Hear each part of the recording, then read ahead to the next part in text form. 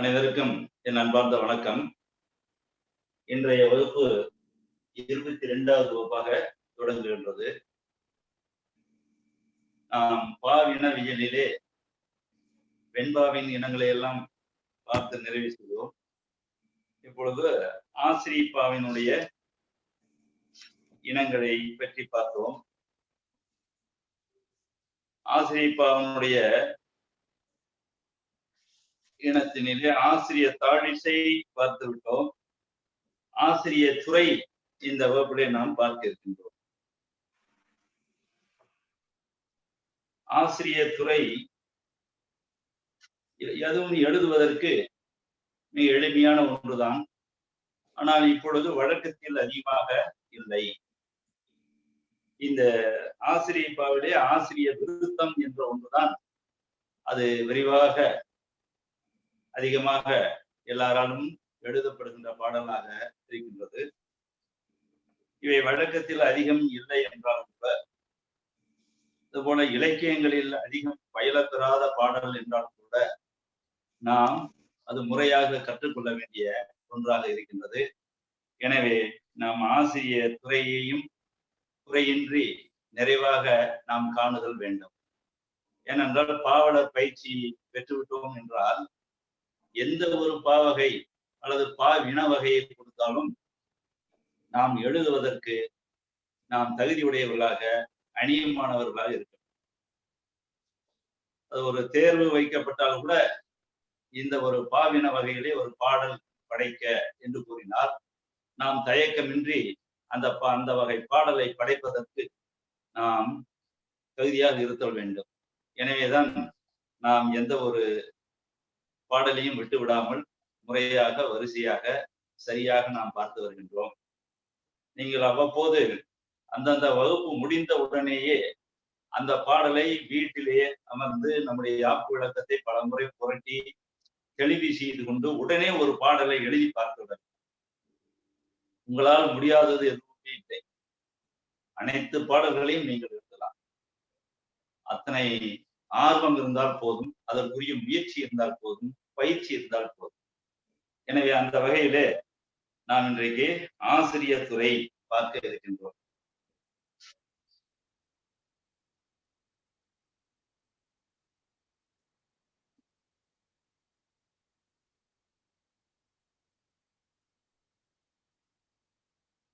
வெண்பாவனுடைய துறை வெண்டுரை என்று பார்த்தோம். ஆனால் அது வெண்மை என்ற பண்பு பெயர் அடிப்படையாக வந்ததுனாலே அது உணர்ச்சி நெறியினால் அது சிறிது திரிவுகள் எழுதி வெண்டுரை என்று வந்தது. ஆனால் இது ஆசிரியப்பா, ஆசிரியம், அகவல் என்றெல்லாம் கூறுவோம். ஆசிரியம் துறை, ஆசிரிய துறை என்று அது மவ்வீறு ஒற்றழிந்து உயிரீறு உப்பவும் வன்மைக்கிணவா திரிபவும் ஆகும் என்ற நன்னூல் நூற்பாவின்படி ஆசிரியம் மதுரை இருக்கட்டு ஆசிரிய துறை, முன்னே வருகின்ற துறை என்பதனுடைய வள்ளலுக்கு ஆசிரிய துறை என்று எளிமையாக அது உணர்கிறது. எனவே இதுல அதிகமான திரிபு இல்லை, இயல்பாக உணர்கின்றது. இந்த ஆசிரிய துறை என்பது எவ்வாறு அமைதல் வேண்டும் என்பதற்கு நம்முடைய யாப்பு விளக்கம் ஒரு நூற்பாவை நமக்கு அளித்திருக்கிறது. அந்த நூற்பாவை நான் கூறிவிட்டு பிறகு விளக்கம் கூறி சான்றை பார்க்கலாம். கடையதன் அயலடி குறைந்தும் மடக்கியும் இடையிடை நடுவடி அவ்வகை ஆகியும் நடையிடும் நாளடி அகவல் துறையே.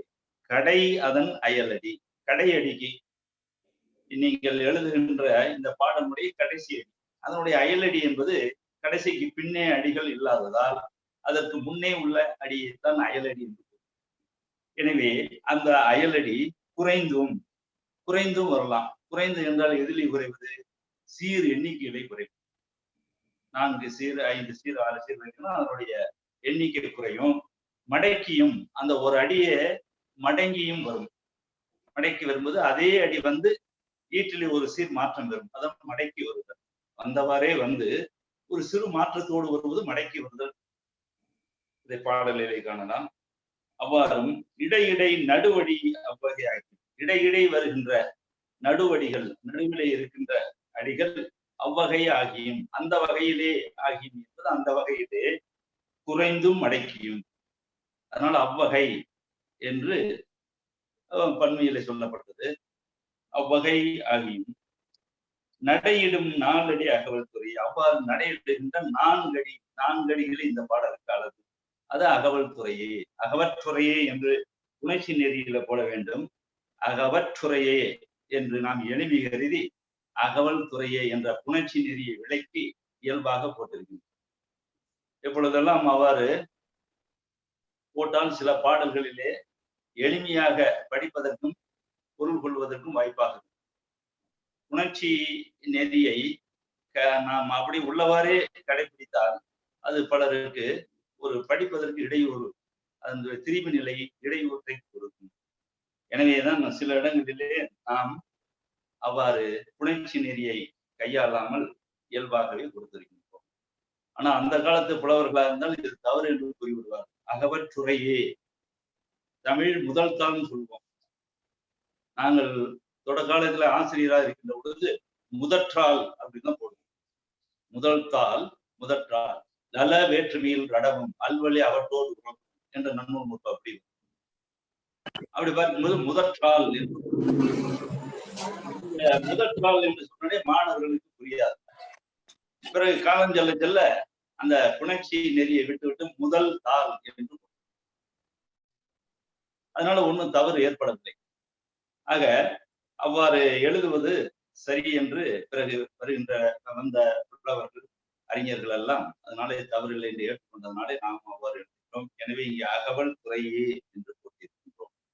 சில இடங்களிலே நாம் புணர்ச்சி நெறியை கடைபிடித்து ஒரு சீருக்குள்ளேயே ஒரு சீராக வருகின்ற போது கண்டிப்பாக நாம் அதை புணர்ச்சியை கடைபிடித்து ஆக வேண்டும்.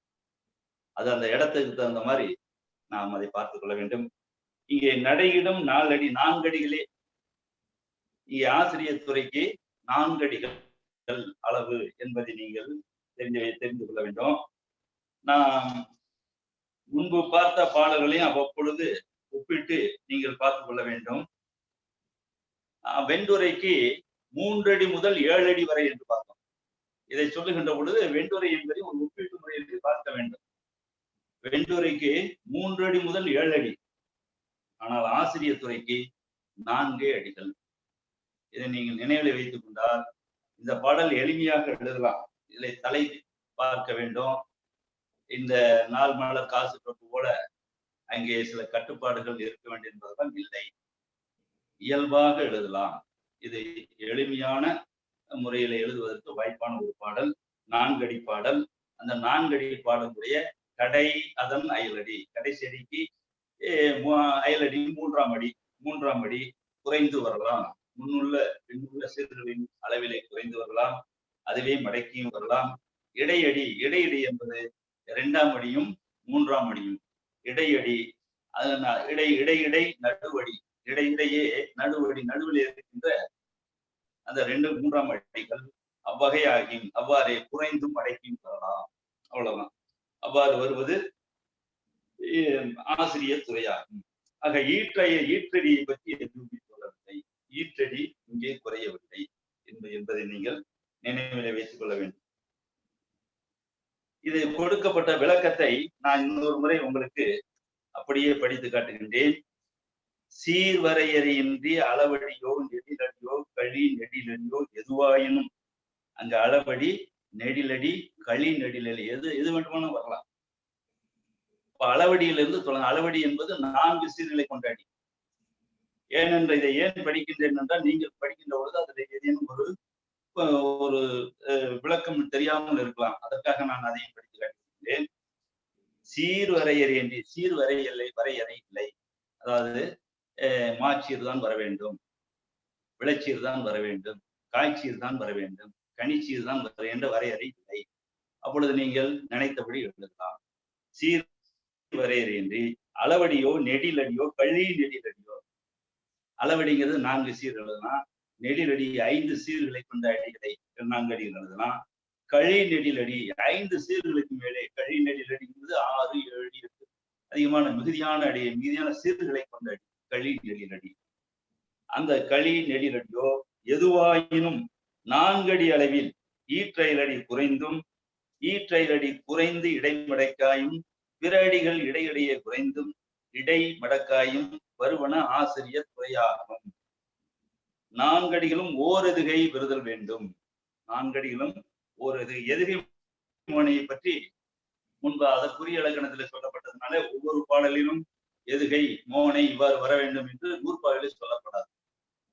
அதை நீங்கள் அந்த பாடலுக்குரிய பொதுத்தன்மையை நீங்கள் உணர்ந்தவர்கள், அந்த முன்பகுதியிலே இலக்கணம் படித்தவர்கள் என்ற ஒரு காரணத்தினாலே ஒவ்வொரு பாடலுக்கும் எதுகையும் மோனை பற்றி அங்கே சொல்லி சொல்லி இருக்காது, நூற்பாவிலே அந்த செய்தி இருக்காது என்பதை நான் இங்கே தெரிவித்துக் கொள்கின்றேன். எனவே அந்த உரை விளக்கத்திலே மட்டும் உங்களுக்கு ஒரு தெளிவு கருதி யாரேனும் ஒரு ஐயப்பாடு கேட்பார்கள். அப்ப இதுக்கு எதுகை எவ்வாறு வர வேண்டும், மோனை எவ்வாறு வர வேண்டும் கேட்பார்கள். எனவே இது எதுகை ஓர் எதுகை, 4 அடிகளும் ஓர் எதுகை ஆவார்கள். அதை நீங்க நினைவில் வைத்துக் கொள்ளும். பிறகு மோனை எவ்வாறு வர வேண்டும், மோனை எவ்வாறு வந்தால் ஓசையம் சிறப்பாக இருக்கும் அவ்வாறு வர வேண்டும். நீங்கள் ஓசையம் அதிகமாக இருக்க வேண்டும் என்றால் பொழிப்பு மனை போடுங்கள், கொஞ்சம் குறைய வேண்டும் ஒரு மனை, இல்ல கருத்தை எப்படியே சொன்னால் போதும் என்று சொன்னால் இணைமோனை இந்த மாதிரி ஏதாவது போட்டு கொடுக்கலாம். அதனால தவறு இல்லை. ஆக இலக்கணம் இதுதான். இந்த ஆசிரியர் துறையும் இருவகைப்படும். அது என்ன, ஆசிரியர் நேர்குறை, ஆசிரியர் இணைக்குறள் துறை என்று 2 வகைப்படும். ஆசிரியர் நேர்குறை என்பது 4 அடிகளில் ஓரடி மட்டுமே குறைந்து வருவது ஆசிரியர் நேர்குறை. அவ்வளவுதான். இதை 4 அடி பாடல் ஓரடி, அது எந்த அடி என்று சொல்லவில்லை, 4 அடி பாடலாய் ஈற்றயல் அடி மட்டும் பெரும்பாலும் குறைந்து. அந்த ஈற்றயல் அடி ஏன்னா இங்கே கொடுக்கப்பட்டது ஈற்றயலடி அயலடி அயலடி குறைந்தும் என்று சொல்லப்பட்டதுனால அந்த நூற்பாவனுடைய கருத்தை நாம் எடுத்து அது முதலிடம் கொடுக்க வேண்டும். எனவே ஓரடி குறைவது என்பது ஈற்றயலடி என்று வைத்துள்ளது. இதெல்லாம் அந்த நூற்பாக்களிலே உரைகளிலே உள்ள ஒரு நுட்பங்கள். அந்த காலத்து புலவர்கள் இன்னும் நுட்பமாக எழுதுவார்கள், நமக்கு புரியவே புரியாது. இங்க ஒரு விளக்கம் அங்க ஒரு விளக்கம் எல்லாம் கூட்டி பார்த்தால் தான் புரியும். நாம் அந்த ஒரு மரபையும் பின்பற்ற வேண்டும் என்ற நிலையிலே சில இடங்களிலே அது ஒரு இலக்கண நெறியாக இருப்பதனாலே அதையும் நாம் இந்த யாப்பு விளக்கத்திலே பயன்படுத்தி இருக்கின்றோம். அதெல்லாம் தான் இங்கே சொல்லும்போது 4 அடியில் ஓரடி மட்டுமே குறைந்து வருவது என்பது ஈற்றயலடி என்று வைத்துக் கொள்ளுங்கள். அவ்வாறு ஈற்றயலடி குறைந்து வருவது ஆசிரியர் நேர்குறை. அதற்கு ஒரு எடுத்துக்காட்டு பாடல். புல்லும் மாந்தரும் புசித்துய்ய கனிகள் ஈந்து நிற்கும். புல்லும் மாந்தரும், இதை எழுதி காட்டுகின்றேன்.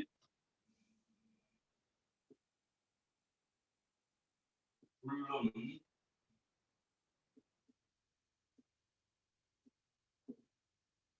மாந்தரும் புசித்திய கனிகள் ஈந்து நிற்கும்.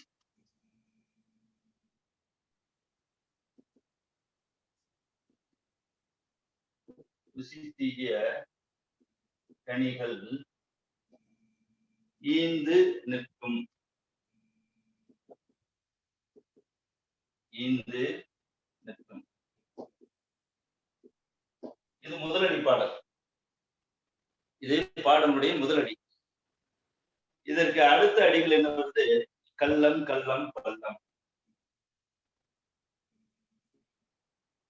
கள்ளம் கள்ளம்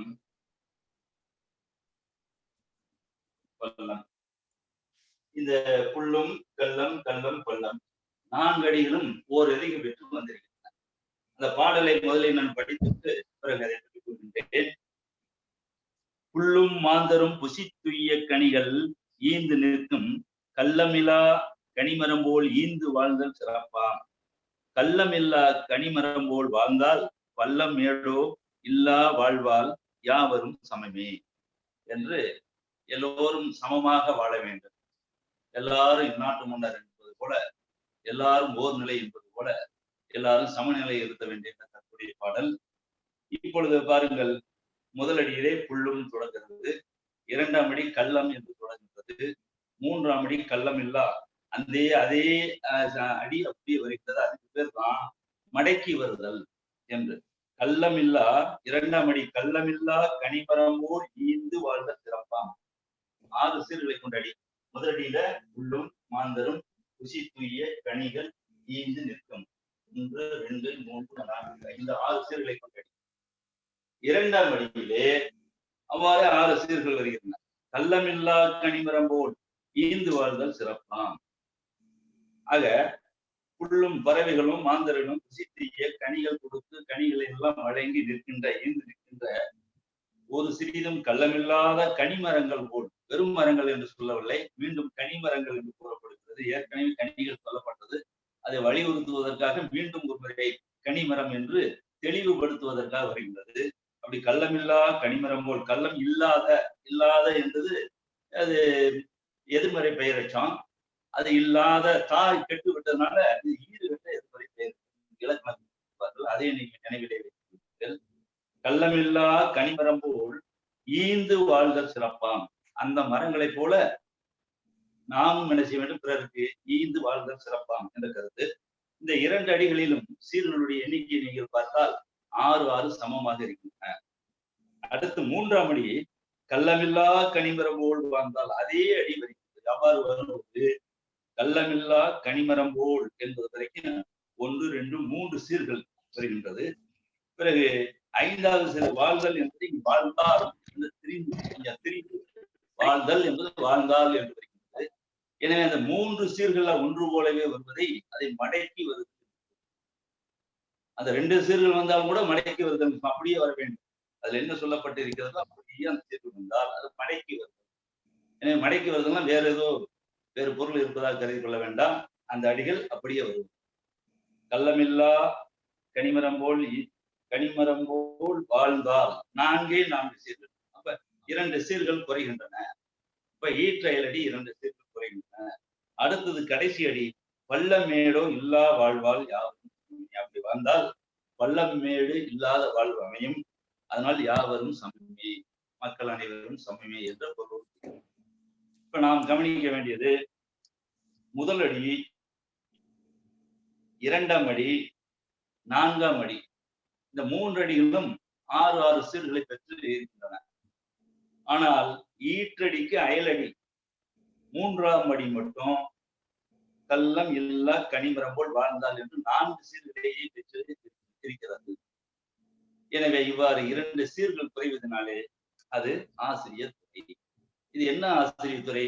ஒரே ஒரு அடியில மட்டும் சீர் குறைவதனாலே இது ஆசிரியர் நேர்துறை. ஆசிரியர் நேர்துறை என்று சொல்றது. ஆசிரியர் இணைக்குரல் துறை என்பது ஒன்றுக்கு மேற்பட்ட அடியில் குறைந்தது.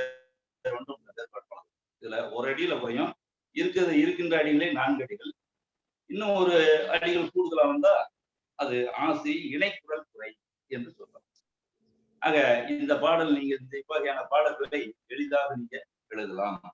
இல்லை இடைமடக்கு தேவையில்லை, வேற ஒரு நான் இடைமடக்கு இல்லாமல் எழுதுகின்றேன் என்றால் அதுவும் எழுதலாம். அதுவும் அவ்வாறும் நீங்கள் எழுதலாம். இடைமடக்கு இல்லாமல் எழுதலாம். வேறு இன்னொரு பொருள் அங்கே சேர்க்க வேண்டும் என்றால் அந்த அடிகளிலே நீங்கள் நினைத்த பொருளை அங்கே கூறுவதற்காக அந்த அடியை அவர் அமைத்துள்ளலாம். அதிலே தவறில்லை.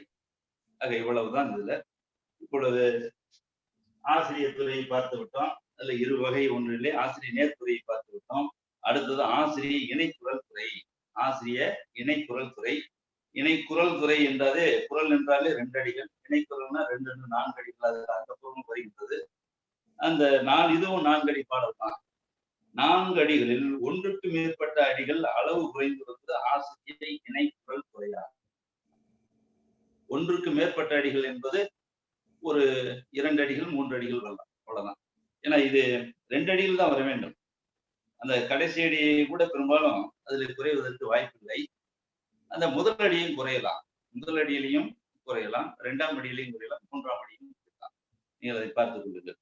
இப்ப இதற்கு ஒரு எடுத்துக்காட்டு பார்ப்போம்.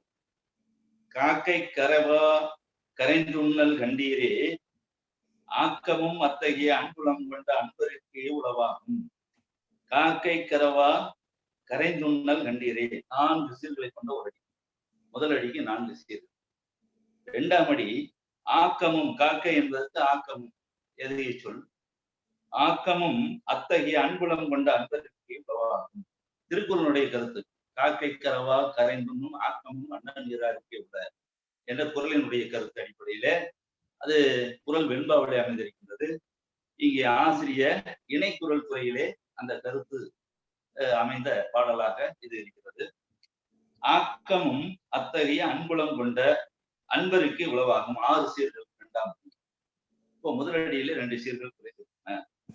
3ஆம் அடி ஆக்கமும் அத்தகைய அன்பருக்கே உண்டானால், ஆக்கமும் அத்தகை என்று வருவதனாலே மடக்கி வருகிறது. 3ஆம் அடி மடக்கி வருகிறது. ஆக்கமும் அத்தகைய அன்பருக்கே உண்டானால் 4 சீர்கள். இது முதலடியை போலவே 2 சீர்கள் குறைந்து வருகிறது. 4ஆம் அடி பூக்குமே பாரினில் பட்டினி உழை பூசல் போட்டியிலா பொன்பால்வே. அவ்வாறு ஆக்கமும் அத்தகைய அன்பருக்கே உண்டானால் அன்பர்களிடத்திலே ஆக்கம் திருப்பம் இருக்க வேண்டும். எத்தகைய அன்பர்கள்? காக்கையை போல கரவாமல் மறைக்காமல் பிறருக்கு ஈந்து வாழ்கின்ற ஒரு நல்ல உள்ளங்கள், அன்பு உள்ளங்கள். அப்படி அன்புள்ளத்தை கொண்ட அன்பருக்கு இந்த ஆக்கம் செல்வம் உண்டானால் பூக்குமே பாரினில், பாரினில் பூக்குமே, உண்டாகுமே என்று சொல்லவில்லை. அங்கே எதுகை நோக்கி பூக்குமே, பூக்குதல், பூத்தல் என்றாலே மிகுதியாக அங்கே விரிவு அடைதல் என்று பொருள், மலர்தல் என்று பொருள். எனவே அவ்வாறு மலரும் பாரினில் பட்டினி விளைவீசல் போட்டி இல்லாத வாழ்வே. பட்டினி உழை பூசல் போட்டி இவையெல்லாம் இல்லாத பொன் வாழ்வு அங்கே பூக்கும், பொன்னான வாழ்வு பூக்கும் என்று பாடல் கருத்து. இப்ப இதிலே நாம் காண வேண்டியது முதலடியில் 4 சீர்கள், 3ஆம் அடியில் 4 சீர்கள், 2ஆம் அடியும் 4ஆம் அடியும் 6 சீர்கள் வந்திருக்கிறது. இடைமடக்காக வந்திருக்கிறது. காக்கை ஆக்கம் ஆக்கம் பூக்குமே 4 அடியிலும் ஓர் எதுகை இருக்கின்றன. மோனை வழக்கமாக நீங்க பார்த்துக் கொள்ளலாம். காக்கை கரவா கரைந்து கண்டீரே, அது முற்று மோனையாகவே வருகின்றது. ஒரு அளவடியில 4 சீர்களிலும் மோனை வந்தால் முற்று மோனை வந்திருக்கின்றது. அதுபோல ஆக்கமும் அத்தகைய அன்புலம் கொண்ட அன்பருக்கு 1 2 3 4 இடங்களிலே மோனை வந்திருக்கின்றது. 2வது ஆக்கமும் அத்தகைய அன்பருக்கு 3 இடங்களிலே மோனை வருகிறது. பூக்குமே பாரினி பட்டினி புலை பூசல், அங்கே ஒரு மோனை போட்டியில்லா பொன்வாழ்வி. அதுலயும் எல்லாமே இறுதி 2 சீர்கள் மோனை. பூக்குமே ஒரு மோனை, புலை பூசல் ஒரு மோனை, போட்டியிலா பொன்வாழ்வை 4 இடங்களிலே மோனை இருக்கின்றன. இவ்வாறு அமையலாம். இதுல உங்களுக்கு தெளிவில்லாத நிலை எதுவுமே இல்லை, எல்லாம் தெளிவாக இருக்கின்றது. அதாவது ஆசிரியர் துறை நேர்துறையிலே ஒரு அடியிலே சீர் குறைய வேண்டும். அது ட்ரையல் அடியாகவும் இருக்கலாம், அதுக்கு முன்னே உள்ள அடியாக இருக்கலாம். இருக்கின்ற அடிகளே 4 அடிகள். ஆசிரியர் இணைக்குறள் துறையிலே 1க்கு மேற்பட்ட அடிகள், 2 அடிகள், 2 அடிகள் இங்கே குறைந்து சீரளவில் குறைந்து வருகின்றன. எனவே இது ஆசிரியர் இணைக்குறள் துறையாகும். இதை 4 அடிகளும் ஓர் அருகே பெற்றிருக்கிறது. இதுல ஏதேனும் ஐயப்பாடுகள் இருந்தால் நீங்கள் கேட்கலாம். மிக எளிமையான பாடல், நீங்க நினைத்த அளவிலே விரைவாக எழுதக்கூடிய பாடல்.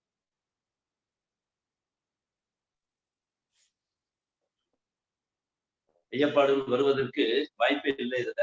அதனால நம்ம அடுத்த ஆசிரியர் விருத்தத்துக்கு செல்லுவோம்.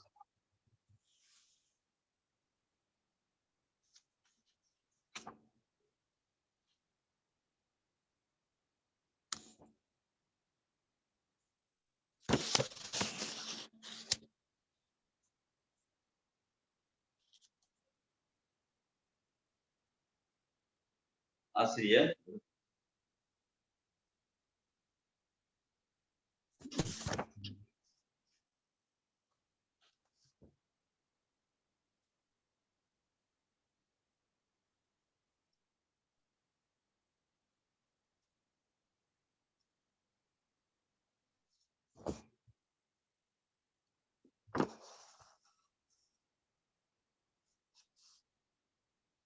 ஆசிரியர் விருத்தம் பற்றி நாம் முன்பகுதியிலே அறிவுரை, அதாவது அறிமுக பகுதியிலேயே நாம் கூறியிருக்கின்றோம். இந்த ஆசிரியர் விருத்தம் எவ்வாறு வருதல் வேண்டும், இதிலே கொஞ்சம் அதிகமான வகைகளை நாம் காண வேண்டியிருக்கிறது. இதிலே நாம் நினைத்தது போல இந்த ஆசிரியர் விருத்தங்களை எழுதிவிட முடியாது. இந்த அச்சு வார்ப்பு போல ஒரு அச்சு வார்ப்பு இருந்ததுன்னா அதுல என்ன இருக்கோ அதுதான் போட வேண்டும். அது போல ஒவ்வொரு பெட்டி பெட்டியா இருந்தா அந்த என்ன பெட்டி அந்த பெட்டி அளவா போடுவது போல இதிலே வாய்பாடுகள் இருக்கின்றன. பல வாய்ப்பாடுகள். மற்ற பாடெல்லாம் நினைத்தது 4 சீர்கள், ஏதோ 4 சீர்களை போட்டு எழுதுவோம், அல்லது தலை பொருத்தமா ஒரு உருவலை எல்லாம் எழுதினோம். வெண்பாவை பார்த்தால் அங்கே தலையை தட்டாமல் எழுத வேண்டும், அவ்வளவுதான். இங்கே அப்படி இல்லை. இங்கே சற்று மாறுபட்டு வருகிறது. அதை எப்படி என்று பார்ப்போம். களி நெடிலடி 4 அளவத்து வருவது ஆசிரிய விருத்தமாகும். இதனை அகவல் விருத்தம் என்று வழங்குவார். களி நெடிலடி என்பது இந்த ஆசிரிய விருத்தத்திலே குரலடிக்கோ, சிந்தடிக்கோ, அளவடிக்கோ, நெடிலடிக்கோ வேலை. இதுல குரலடி, அதாவது 2 சீர்களை கொண்ட அடி வராது, முச்சீர்களை கொண்ட அடி வராது, 4 சீர்களை கொண்ட அடி வராது, 5 சீர்களை கொண்ட அடி வராது. 6 சீர்களுக்கு மேலே ஒவ்வொரு அடியும் 6, குறைந்தது 6 சீர்கள் இருக்க வேண்டும். இல்லை அதிகமாக எழுத வேண்டும் என்றால் 7 சீர் இருக்கலாம், 8 சீர் இருக்கலாம், 9 சீர் இருக்கலாம், 10 சீர் இருக்கலாம், 11, 12, 13 இப்படி போய்கொண்டே இருக்கும். ஆனா இதுல சிறப்பா 6, 7, 8 என்ற 3 அளவிலே எழுதுவதுதான் சிறப்பு என்று யாப்பருங்கலமும் கூறுகின்றது, யாப்பருங்கல காரிகையும் கூறுகின்றது. நாமும் நம்முடைய யாப்பு வழக்கும் அதுவே சிறப்பு என்று கூறுகின்றது. அது இலக்கிய சான்றுகளும் பல உண்டு. எனவே அதை நாம் சரியாக கவனித்து அந்த அளவிலே எழுத வேண்டுமாய் கேட்டுக்கொள்கின்றேன். இப்பொழுது இதிலே நாம் தெரிந்து கொள்ள வேண்டியது களி நெடிலடி, களி நெடிலடி 4 ஒத்து வருவது அழியா மரபின் ஆசிரிய விருத்தமாகும். களி நெடிலடி 4 ஒத்து வருவது, அதை கவனிக்க வேண்டும். 4 அடிகளும் ஒத்து வர வேண்டும். இதிலே ஒரு இடத்திலே காய்ச்சீர் போட்டு இன்னொரு இடத்திலே மாச்சீர் போட்டு மாச்சீர் வருகின்ற இடத்துல விடைச்சீர் போடுவது கூடாது. அதனால ஒரு அடியில எவ்வாறு எந்த சீர்கள் அமைந்திருக்கின்றனோ அவ்வாறே அடுத்த அடிகளில் வர வேண்டும். இதிலே இதனுடைய அளவு 4 அடிகள் தான். களி நெடிலடி 4, களி நெடிலடி 4 அடிகள் ஒத்து வருவது, இவ்வாறு சீரளவில் ஒத்து வருவது அழியா மரபின் ஆசிரிய விருத்தமாகும். அழியா மரபு. சீவக சிந்தாமணி இதுல இந்த விருத்தப்பாக்களிலே எழுதப்பட்ட ஒரு 50 காப்பியத்தை உண்டாக இருக்கிற நூல். அதிலே விருத்தப்பாக்கள் அதில்தான் அறிமுகமாகி இருக்கின்றன என்று எல்லாரும் சொல்வார்கள். அப்படி அதனால அந்த சிவ சிந்தாமணி காலத்தில இருந்து வருவதனால இங்க அழியா மரபு. அழியா மரபு என்பது அந்த மரபு அழியவே இல்லை, இன்றும் தொடர்ந்து இன்றைக்கு மிக வளர்ந்து இருக்கு. அந்த காலகட்டத்தில் தொடங்கிய மரபு இன்றைக்கு வளர்ந்து இருப்பதனால பெரும்பாலும் எல்லாமே பாட்டரங்கு, மற்ற பாவலர்கள் எழுதுகின்ற அவருடைய நூல்கள் எல்லாவற்றிலும் பார்த்தால் அதிகமாக இந்த விருத்த பாடல்களை எழுதுவார்கள். இதை பயிற்சி எடுத்துக்கொண்டால் விரைந்து எழுதலாம். நாம் எண்ணுகின்ற கருத்தை எளிதாக அதிலே கொடுக்க முடியும். ஆனால் விருத்தம் என்பது இவங்க எல்லோருக்கும் ஒரு விருப்பமான பாடலாக இருக்கிறது என்று சொல்வதிலே தவறில்லை. களி நெடிலடி 4 அளவுக்கு வருவது ஆசிரிய விருத்தமாகும். இதனை அகவல் விருத்தம் என்றும் கூறுவார்கள். அகவல் விருத்தம் என்றாலும் ஒன்றுதான். மற்ற விருத்தங்கள் வெளி விருத்தம் பார்த்தோம், வெண்பா விருத்தம் பார்த்தோம், களிப்பாவளே களி விருத்தம் வரும், வஞ்சிப்பாவளே வஞ்சி விருத்தம் வரும். ஆனால் அவைகளெல்லாம் பெயர் சொல்லித்தான் களி விருத்தம், வஞ்சி விருத்தம், வெளி விருத்தம் என்றுதான் சொல்ல வேண்டும். அது போலவே இதனையும் அகவல் விருத்தம் என்றும் ஆசிரிய விருத்தம் என்றும் சொல்லலாம். பொதுவாக விருத்தம் என்று சொன்னாலே அது அகவல் விருத்தத்தை குறிக்கின்ற நிலைக்கு இது வளர்ச்சி பெற்றிருக்கிறது. விருத்தப்பா நிலை எழுது என்றால் பெரும்பாலும் ஆசிரிய விருத்தத்தை தான் எல்லாரும் சொல்லுவார்கள். இதுல அடுத்த ஒரு நூற்பா அறுசீர் முதலா என் சீர் ஈரா சிறப்பு விருத்தம் மிக்கும் வருமே சொல்லப்படுது. இதை கவனிக்க வேண்டும். 9 சீர், 10 சீர், 12 சீர் எல்லாம் எழுதுவார்கள். 14 சீர்கள் கூட எழுதியிருக்கிறார்கள். இன்னும் அதிக அளவில் 32 சீர்களிலே எழுதியிருக்கிறார்கள். அதெல்லாம் படிப்பது கொஞ்சம் கடினம். அதனால ஒரு வரையறை இங்கே முதலிலேயே ஒரு தடுப்பு போல, அதாவது உங்களுடைய பாடல் எழுதுகின்ற ஆர்வத்தை தடுக்காமல் ஒரு அழகுக்காக அதனுடைய அருமையாக இருக்க வேண்டியிருப்பதற்காக ஒரு சிறிய ஒரு தடுப்பாக இதை சொல்ல அமைகிறது. அறுசீர் முதலா என் சீர் ஈரா. அறுசீரிலே தொடங்கி என் சீர் ஈரா 6 சீர், இடையில ஒரு சீர், 7 சீர், இந்த 3. இந்த 3லே சிறப்புறும் விருத்தம் மிக்கும் வருமே. இந்த மூன்றுலதான் அந்த விருத்தம் சிறப்பாக இருக்கும். அது மிக்கும் வரும், மிகுதியாக வரும். பெரும்பாலும் எழுதுகின்ற கம்பராமாயணத்தை எடுத்து பார்த்தால் பெரும்பாலும் 6 சீர் 7 சீர் 8 சீர் தான். 9 சீர்லாம் பார்க்க முடியாது. 15 சீர் பார்க்க முடியாது. ராவண காவியத்தை எடுத்து பார்த்தாலும் அப்படித்தான். ஆக அதே மாதிரி ஸ்ரீவக சிந்தாமணி எடுத்து பார்த்தாலும் அப்படித்தான்.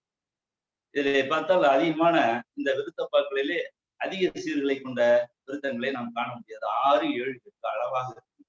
அதுதான் ஓசனையம் பயக்கும். சிறப்பாக இருக்கும், எளிதாக இருக்கும், பார்ப்பதற்கு அழகாகவும் இருக்கும், அச்சிலே பதிப்பதற்கு அந்த அடிகளை மடித்து எழுதுவதற்கு சிறப்பாக இருக்கும்.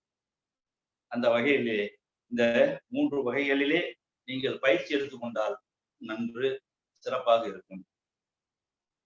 ஆசிரிய விருத்தமானது ஓரடியில் 6 சீர்கள் முதல் 32 சீர்கள் வரை பெற்று வரும். அந்த உரை விளக்கத்தை படிக்கின்றேன். அதற்கு மேலும் வருதல் உண்டு. எனினும் 6 சீர்கள் முதல் 8 சீர்கள் வரை பெற்று அமையும் களி நெடிலடிகளே சிறப்புடையன. ஆசிரிய விருத்தங்கள் ஓர் அடிக்கு 6ம் 6க்கும் மேற்பட்ட சீர்களையும் பெற்று வருவதால் அவற்றின் ஒவ்வொரு அடியையும் 2ஆகவோ 3ஆகவோ இன்னும் பலவாகவோ மடித்து எழுதுதல் மரபு. இப்ப நாம் இங்க எழுதுகின்ற பொழுது 4 சீர்களை ஒரு அடியில எழுதி விடுகிறோம். பிறகு 5 சீர்களை கூட எழுத 6ஆம் சீர் எழுத முடியாது, கீழே வந்த அடியாகும். அதனால இதை ஒரு நெறியாகவே, ஒரு இலக்கண நெறியாகவே நாம் கொண்டு வந்திருக்கிறோம். இதை 2ஆக மடித்து எழுதுதல் வேண்டும். 6 சீர் வருகிறது என்றால் சிலர் 6 சீர்களை எழுதி விடுவார்கள். ஆனால் அதையும் கூட 2ஆக மடித்து 3 சீர்கள் ஒரு அடியாகும், ஒரு மடியாகும். அடுத்த 3 சீர்களை ஒரு மடியாகும். அப்ப 2 மடிகள், ஒரு அடியை 2ஆக மடித்து 2 மடிகளாக. அந்த மடி என்பது இதுவரைக்கும் யாப்பிலக்கண நூல்களிலே எங்கும் சொல்லப்படவில்லை. அவர்கள் புலவர் குழந்தை ஐயா அவர்கள் அதை அரையடி என்று குறிப்பிடுவார். அரையடி என்று சொன்னால் 9 சீரில் எழுதுகின்றோம். அரையடிக்கு என்ன எப்படி சொல்வீர்கள்? அரையடினா சமமா இருக்க வேண்டும், 4 சீர் என்று சொல்ல முடியாது.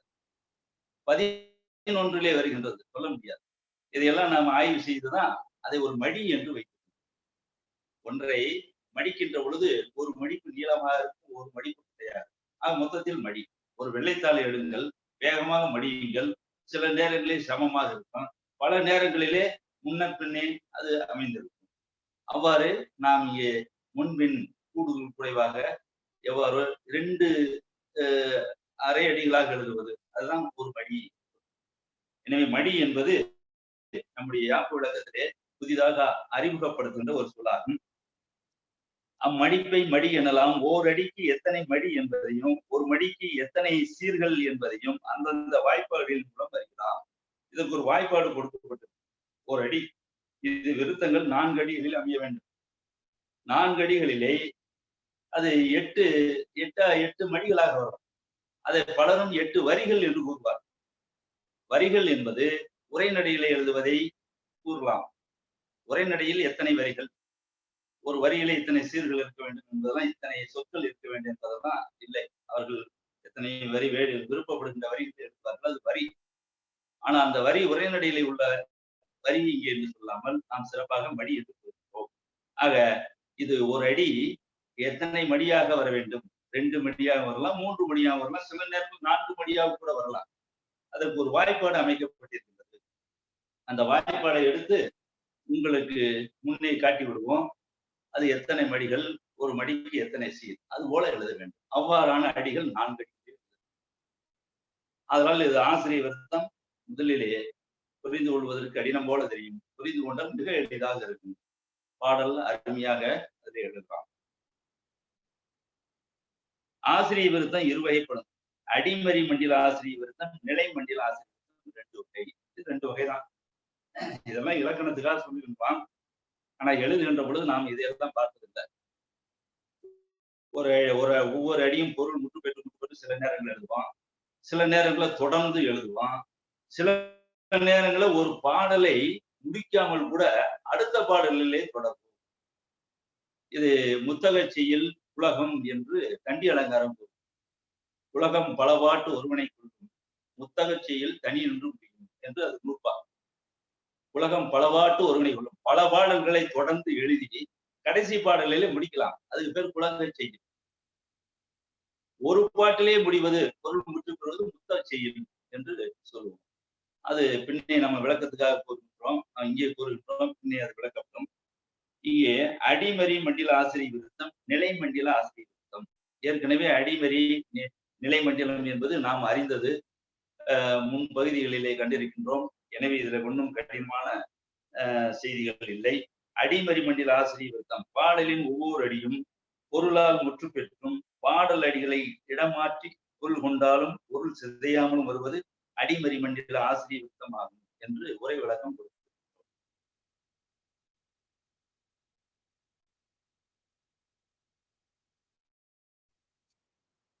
எடுத்துக்காட்டு பாடல். முட்டாய் நின்று முருவழித்து முத்தாய் எண்ணில் உருவெடுத்தாய். இந்த குறிப்பு எழுதி விடுகின்றேன். அடிவரி மண்டில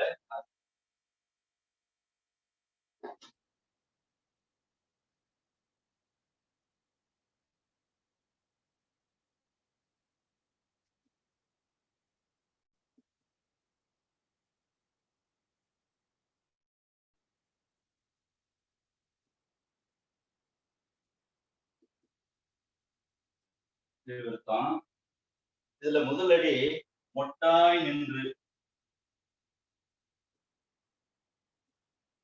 மொட்டாய் நின்று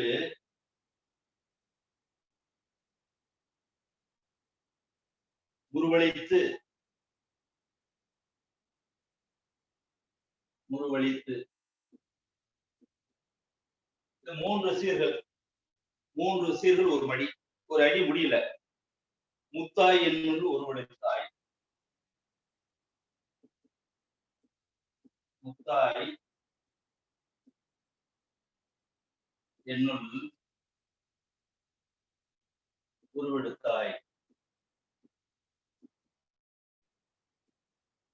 இது ஒரு அடி, இங்கே வரும். இந்த ஒரு அடியை பாருங்கள், 1, 2, 3 சீர்கள். இந்த 3 சீர்களை கொண்டது ஒரு மடி. அடுத்தது முத்தாய் என்னுள் உருவெடுத்தாய், இது ஒரு மடி. இந்த 2 மடிகளும் சேர்ந்து ஒரு அடி.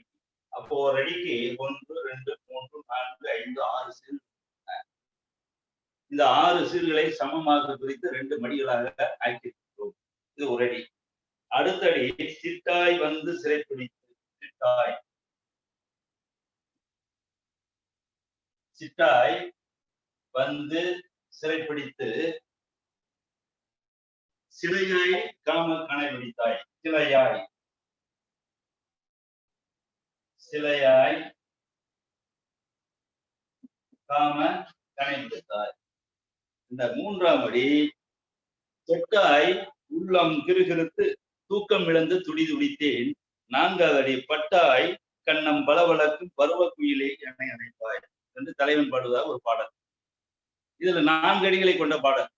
இந்த 4 அடிகளிலே எதுகையானது மொட்டாய், சிட்டாய். முதலடி மொட்டாய் முதற்சீர், 2ஆம் அடியினுடைய முதற்சீர் சிட்டாய், 3ஆம் அடியினுடைய முதற்சீர் தொட்டாய், 4ஆம் அடியினுடைய முதற்சீர் பட்டாய்.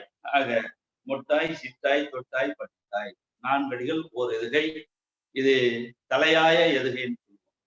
ஏன்னா ஒரு எதுகை எப்படி இருக்கு, அந்த முதல் எழுத்து மட்டும்தான் மாறும், மற்ற எழுத்துக்கள் அப்படியே வந்தால் இது தலையாய எதுகை, சிறப்பான எதுகை. அந்த இட்டாய் என்பதுல ஒரு மோ, அடுத்து சி, அடுத்து தோ, அடுத்து பா, அந்த ஒரு எழுத்து தான் மாறிவிடும். மீதி உள்ள இட்டாய், அது 3 எழுத்துகளும் அவ்வாறு சரியா அப்படியே இருக்கின்றன. இவ்வாறு வருகின்ற எதுகைகள் தலையாய எதுகை என்று நாம் கூறியிருக்கின்றோம். எதுகை இலக்கணத்தை சொல்லி இருக்கின்றோம். இப்படி இருந்தால் ஓசை நன்றாக இருக்கும். ஆனா எல்லா பாடல்களையும் தலையாய எதுகை கொடுத்தே எழுத முடியாது. அது இடை எதுகை, கடை எதுகை, அது இடையாக எதுகை, கடையாக எதுகை, அவைகள் எல்லாம் சில நேரங்களிலே வரும். அதனாலே ஒன்றும் தவறில்லை. இது 4 அடிகள் ஒரு எதுகை விட்டு வந்தன. இதுல முதல் அடியை 2ஆக பிரித்து 2 மடி, 2ஆம் அடி 2ஆக பிரித்து அதுல 1, 2, 3 சீர்களை கொண்ட 2 மடி, 3ஆம் அடி 2ஆக பிரித்து 2 மடிகளாக பிரித்து ஒவ்வொரு மடியிலும் 3 சீர்கள் இருக்குமாறு அமைந்துள்ளது. கடைசி அடி 1, 2, 3 சீர்களுக்கு ஒரு மடி, அடுத்த 3 சீர்களுக்கு ஒரு மடி ஆக ஒவ்வொரு அடிகளிலும் 2 மடிகள் இருக்கின்றன. இதில் இன்னொன்று நீங்கள் கவனிக்க வேண்டும். அந்த மடிகளினுடைய முதல் சீர் அந்த முன்மடியினுடைய மோனை பெற்று வர வேண்டும். அதை நீங்கள் தெரிந்து கொள்ள வேண்டும். எதுகை பார்த்து விட்டோம். மோனை எங்கே அமைய வேண்டும் என்றால் அந்த 3 சீர்களிலே மோனை வர வேண்டும் என்பதில்லை. 4வது சீரிலே வர வேண்டும். அதாவது அடுத்த மடியினுடைய முதல் எழுத்து. முட்டாய் என்பது முதல் அடியினுடைய முதல் மடி. முத்தாய் என்பது முதல் அடியினுடைய 2வது மடி. இந்த 2ஆம் மடிகளிலே முதல் மடியினுடைய மோனை வர வேண்டும். இங்கே மோ என்று மோ வருகின்றது. மகர வரிசையில மோ வருகின்றது. இந்த மோ இது இங்கே மூ என்று வருகின்றது. அதனால சில புத்தகங்களிலே தடிப்பாக போட்டிருப்பார். தடிப்பாக போட்டிருப்பதனுடைய நோக்கம் இது மோனை என்று காட்டுவதற்காக, வேறொன்றும் இல்லை. ஆக மொட்டாய் முத்தாய் இதனுடைய மோனை வருகின்றது. அடுத்து சிட்டாய் சி சி சி அதே எழுத்து மோனையாக வருகின்றது. 3வது தொட்டாய் தூக்கம் தோ தோ என்ற எழுத்துக்கு தூ என்ற தூ நெடில் அங்கே மோனையாக வந்திருக்கின்றது. அடுத்து கடைசி அடிக்கு பட்டாய் பா பருவம் பருவம் என்று பா வருகின்றது.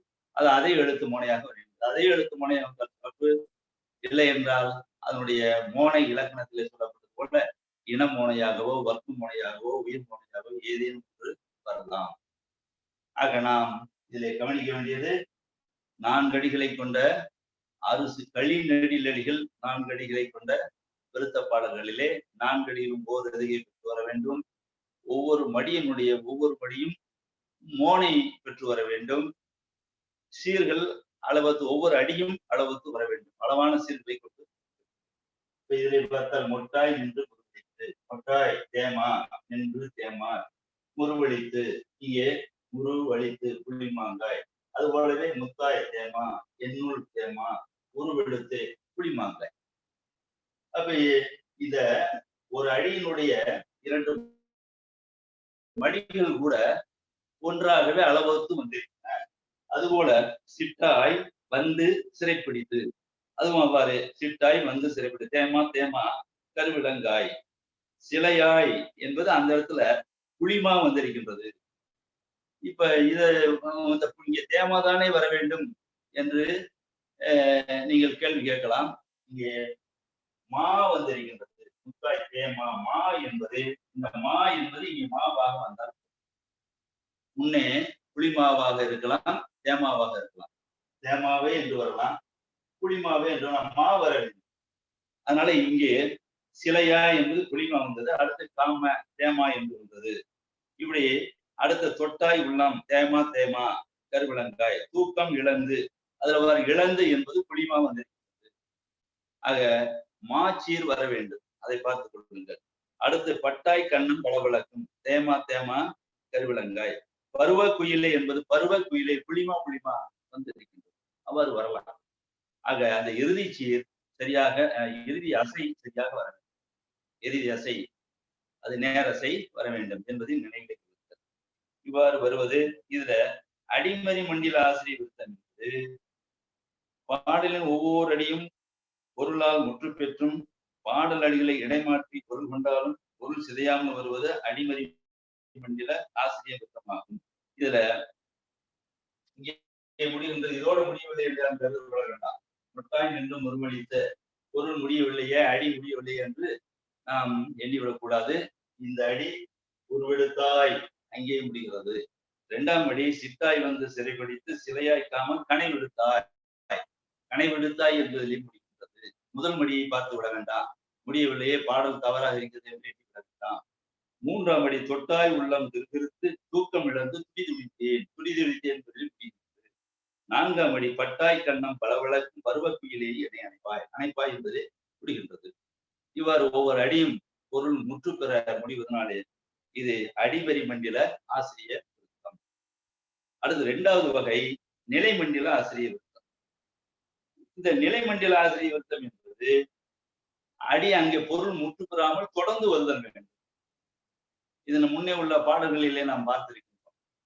அதனால இது உங்களுக்கு எளிமையாக விளங்கும்.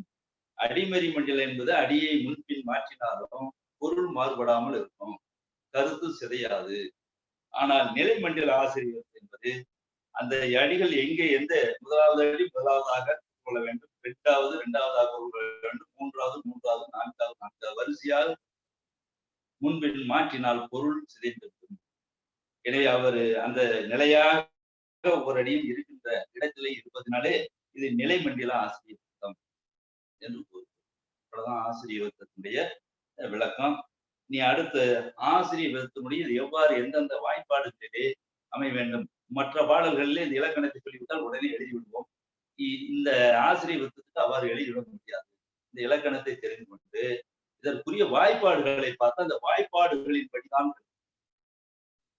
அதுதான் மற்ற பாடல்களை விட இது ஒரு சிறப்பான ஒரு தன்மை என்பதை நீங்கள் உணர வேண்டும். ஆசிரிய விருத்த வாய்ப்பாடுகள் பாடல்கள் என்று பார்க்கிறோம். ஆசிரிய விருத்தங்களில் ஓசைநயம் சிறக்க பல்வேறு வாய்ப்பாடுகளை அமைத்து அதற்கேற்ப தமிழ் புலவர்கள் பாடியுள்ளனர். அவற்றை போற்றுதலே மறவாம். நாம் அந்த மரபிலே போற்ற வேண்டும். நாம ஒரு புதிய வாய்ப்பாடை உருவாக்கி கொண்டு யாரும் எழுதிவிடுதல் கூடாது. நீங்கள் எப்படியெல்லாம் விரும்புகின்றீர்களோ அப்படியெல்லாம் அதற்கு ஏற்ப வாய்ப்பாக அறுசீர் விருத்தம் என்றாலே அதிலே பல வாய்ப்பாடுகள், எழுசீர் விருத்தம் என்றாலும் அதிலே பல வாய்ப்பாடுகள், வாய்ப்புகள், சாய்ஸ் சொல்லுவது ஆங்கிலத்தில், அது போல இங்கே வாய்ப்புகள் நிறைய, வாய்ப்பாடுகளிலே வாய்ப்புகள் இருக்கின்றன.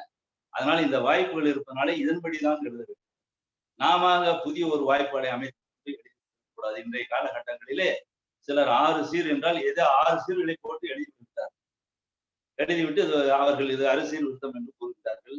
அது மிக மிக தவறான பாடலாகும். அவ்வாறு எழுதுகிற 6 சீர்கள் மட்டும் இருந்தால் அது அறுசீர் விருத்தம் ஆகாது.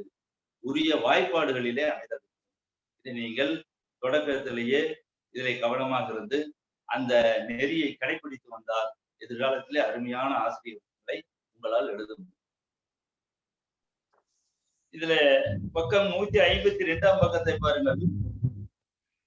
ஓர் அடிக்கு அரசியல்கள் பெற்று 4 அடிகள் அளவுக்கு வருவது அரசியல் கழி நெடில் ஆசிரிய விருத்தமாகும். இதனை ஆசிரிய விருத்தம் என்றோ அரசியல் விருத்தம் என்றோ அழைப்பார். அரசியல் விருத்தம் என்று சொல்லலாம், அரசியல் விருத்தம் என்று சொல்லலாம். ஆசிரியம் என்பது அந்த பெயர் இல்லாம அப்படின்னு சொல்லலாம். அரசியல் விருத்தம் பல்வேறு வாய்ப்பாடுகளில் அமையப்பாடுவர். முதலடியில் எந்தெந்த சீர்கள் எந்தெந்த இடங்களில் வந்தனரோ அவ்வாறே மற்ற 3 அடிகளிலும் அந்தந்த சீர்கள் அந்தந்த இடங்களில் வருத வேண்டும். இது ஏற்கனவே முன்னே நான் சொன்னது, அதை நினைவில் வைத்துக் கொள்ளும்.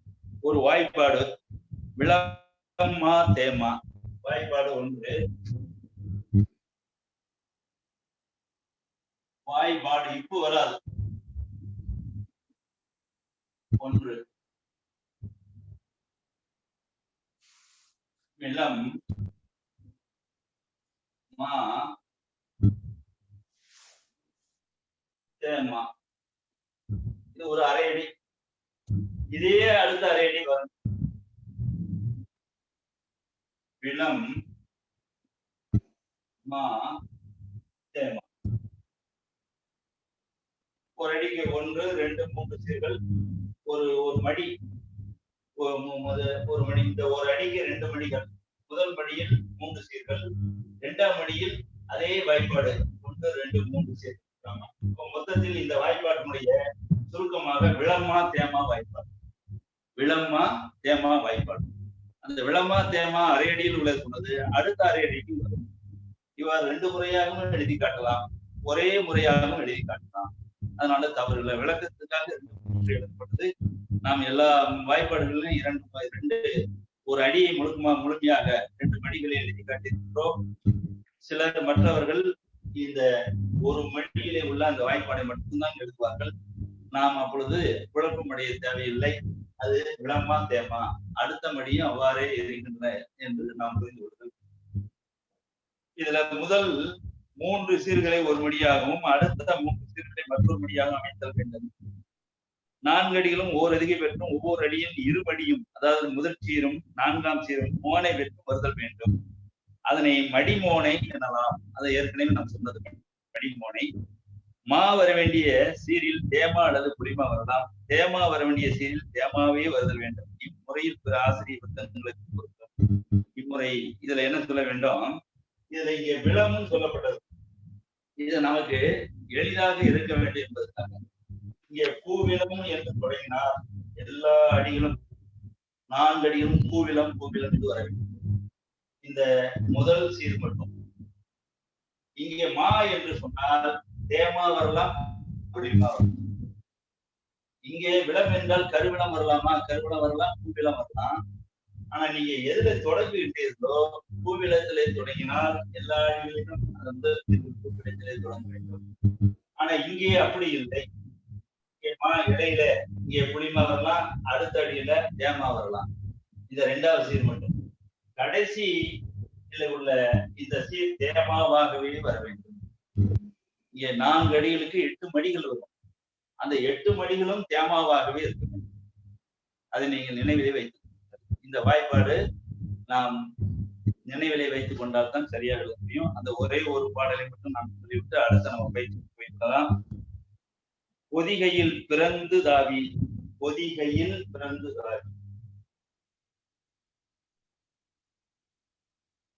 பொதிகையில் பிறந்து தாவி,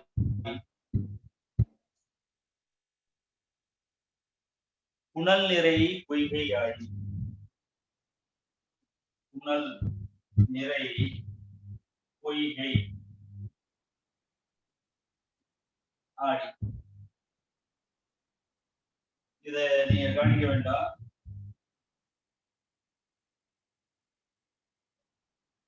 பொய்கை ஆடி.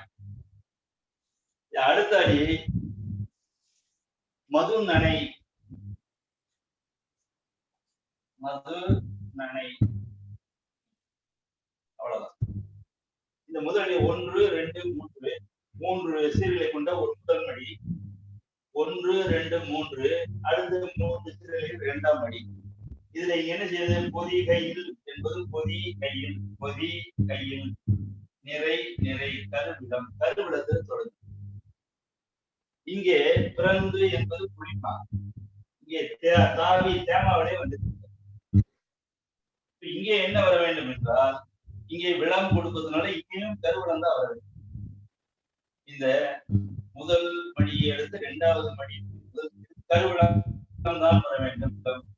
ஆனா இந்த இடத்துல பூவிலம் வரலாமா என்றால் பூவிலம் வரலாம். இந்த ஒன்றில் ஆனா இங்கே வரக்கூடாது. இதிலே பூவிலம் வரலாம். இது 2வது படியாக இருப்பதனாலே இந்த முதல் சீர் மட்டும் ஒன்று போலவே வர வேண்டும். இது கருவிடம்னா இங்க எல்லாம் கருவிடமா வரும். இங்கே மா என்று சொன்னால இங்க புளிமா வந்தது. இந்த 2வது மடியில 2வது சீர் தேமான், இங்க தேமா வரலாம். இங்க மா என்று சொன்னால தேமா புளிமா வரும். இறுதி சீர் ஆடி தேமா, தாவி தேமா, இறுதி எல்லாம் தேமாவாக வரும். அந்த ஒரு கருத்தை நீங்கள் உன்னிப்பாக கவனிக்க வேண்டும். பொய்கையில் பிறந்ததாவி, புனல் நிறை பொய்கையாடி, மது நனை மலர்கள் தீண்டி, மது நனை கருவிலம் மலர்கள் தீண்டி, புளிமா தேமா, மரஞ்செடி சோலை ஆர்ந்து, அது கருவிலம் சோலை தேமா ஆர்ந்து தேமா, வதிமண முல்லை, வதிமண கருவிலம் முல்லை தேமா தாழை தேமா, மனமெல்லாம் வாரி வந்து கருவிலம் வாரி தேமா வந்து தேமா, பொதுநடை போட்டு மங்கை மெதுநடை, மெதுநடை போட்டு மெதுநடை கருவிலம் போட்டு தேமா மங்கை தேமா, மெல்லிடை தழுவும் தென்றல், மெல்லிடை கருவிலம் தழுவும் புளிமா தென்றல் தேமா. ஆக இறுதி சீர்கள் எல்லாம் தேமா என்ற வாய்ப்பாட்டிலே சரியாக வந்திருக்கின்றன. அந்த நடுவிலே இருக்கின்ற சீர்கள் ஒவ்வொரு மடியிலும் நடுவில் இடையில் இருக்கின்ற சீர் அது புளிமாவாகவும் வரலாம், தேமாவாகவும் வரலாம். ஆனால் ஓசை நயம் கருதி இதிலே பெரும்பாலும் அந்த 2வது மடியினுடைய கருவளம் கருவளம் என்று வர வேண்டும், பூவிலம் வரலாம் என்று சொன்னேன். அதுபோலவே கடைசி அடியிலே பாருங்கள் மெல்லிடை பூவிலம் வந்திருக்கிறது. ஆனால் முதல் சீர்கள் கண்டிப்பாக கருவிலம் தான் வர வேண்டும். இந்த பாடலிலே பூவிலம் என்று நீங்க அமைத்து ஒரு பாடல் எழுதினால் அதுல பூவிலம் தான் வர வேண்டும். இதை அடுத்தடுத்த பாடல்களை பார்க்கின்ற பொழுது உங்களுக்கு எளிதாக புரியும். இதை தென்றலை பற்றி ஒரு பாடல். பொதுகையில் பிறந்து தாவி புனல் நிறை பொய்கையாடி. பொதுகையிலே பிறந்து தாவி தாவி வந்து புனல் நிறை பொய்கையாடி. புனல் நீர் நிறைந்த பொய்கை நீர்நிலையை, பொய்கை என்பது நீர்நிலை, அந்த நீர்நிலையிலே ஆடி தென்றல் ஆடி மதுநனை மலர்கள் தீட்டி, தேன் நனைந்த மலர்களை எல்லாம் தீட்டி மரம் செடி சோலை, அந்த மரம் செடி சோலை இவற்றையெல்லாம் தழுவி பொருந்தி வரிமண முல்லை தாளை, மனம் தங்கி இருக்கின்ற முல்லை தாழை இந்த மலர்களில் இருக்கின்ற மனமெல்லாம் வாரி வந்து மெதுநடை போட்டு மங்கை மெல்லிடை தழுவும் தென்றல். தென்றல் மெதுவாக நடைபெறுமா, வேகமாக வேகமாக வீசினால் புயல் நின்றுமா. இது மெதுநடை போட்டு தென்றல், அந்த தென்றலானது மங்கை மெல்லிடை தழுவும், மங்கையினுடைய மெல்லிய இடையை அது தழுவும் என்று தென்றலை பற்றி ஒரு பாடல். இது அருசீர் ஆசிரியர் விருப்பம். இது விளம்மா தேமா, விளம்மா தேமா, விளம்மா தேமா என்ற வாய்ப்பாட்டிலே அமைந்திருக்கின்றது. ஆக இது போல நீங்கள் ஒரு பாடலை எழுதி பழகுங்கள், எளிமையாக இருக்கும். இந்த முதல் வாய்ப்பாட்டிலே பல முறை எழுதினால்தான் அந்த வாய்ப்பாடு இயல்பாக நமக்கு வரும். இல்லை என்றால் எங்கேயும் ஒரு தவறு ஏற்படும். இடையிலேயே நீங்க பூவிலம் கருவிலம்லாம் போட ஒரு சூழல். ஆக கவனமாக பயிற்சி எடுத்துக்கொண்டால் சிறப்பாக. ஐயா, நீ பயிற்சி வகுப்பை தொடங்கி விட்டலாம். சரிங்கய்யா. யாரா இருந்தீங்கய்யா இன்னைக்கு? சொல்றேங்கய்யா. சரி.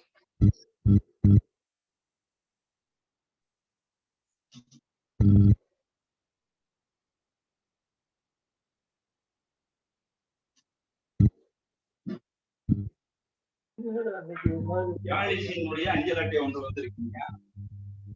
சரிங்கய்யா. யாழிசை இருக்காங்க, வகுப்புல இருக்கிறாங்க. யாழிசை வந்திருக்காங்களா? நீங்க எழுதிய அஞ்சல் அட்டை குரல் வெண்பாவை பற்றி எழுதியிருக்கீங்க. 1, 2, 3, 4, 5 குரல் வெண்பாக்களை எழுதியிருக்கிறீர்கள். பயிற்சி நல்ல முயற்சி எடுத்து சிறந்த பயிற்சியோடு அஞ்சல் அட்டையிலே அஞ்சாமல் எழுதி அனுப்பியிருக்கின்றீர்கள். குஞ்சாத செயலுக்கு நான் நன்றி கூறுகின்றேன்.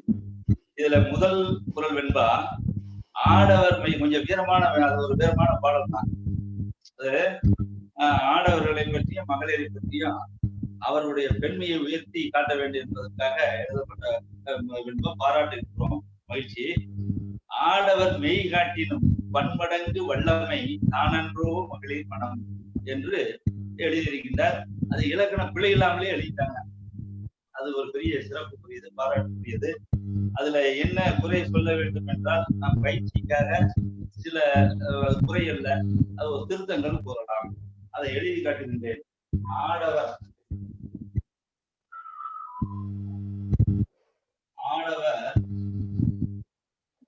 மெய் காட்டினும்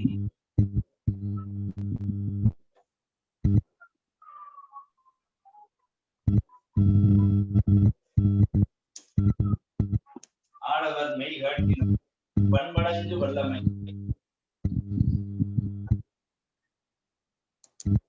பன்மடங்கு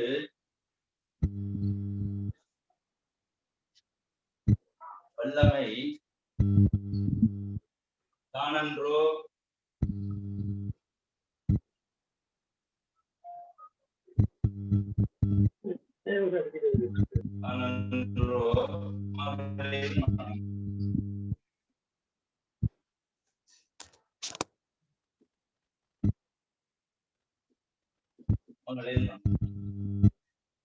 இதுல தலை எங்காவது தட்டுகின்றதா?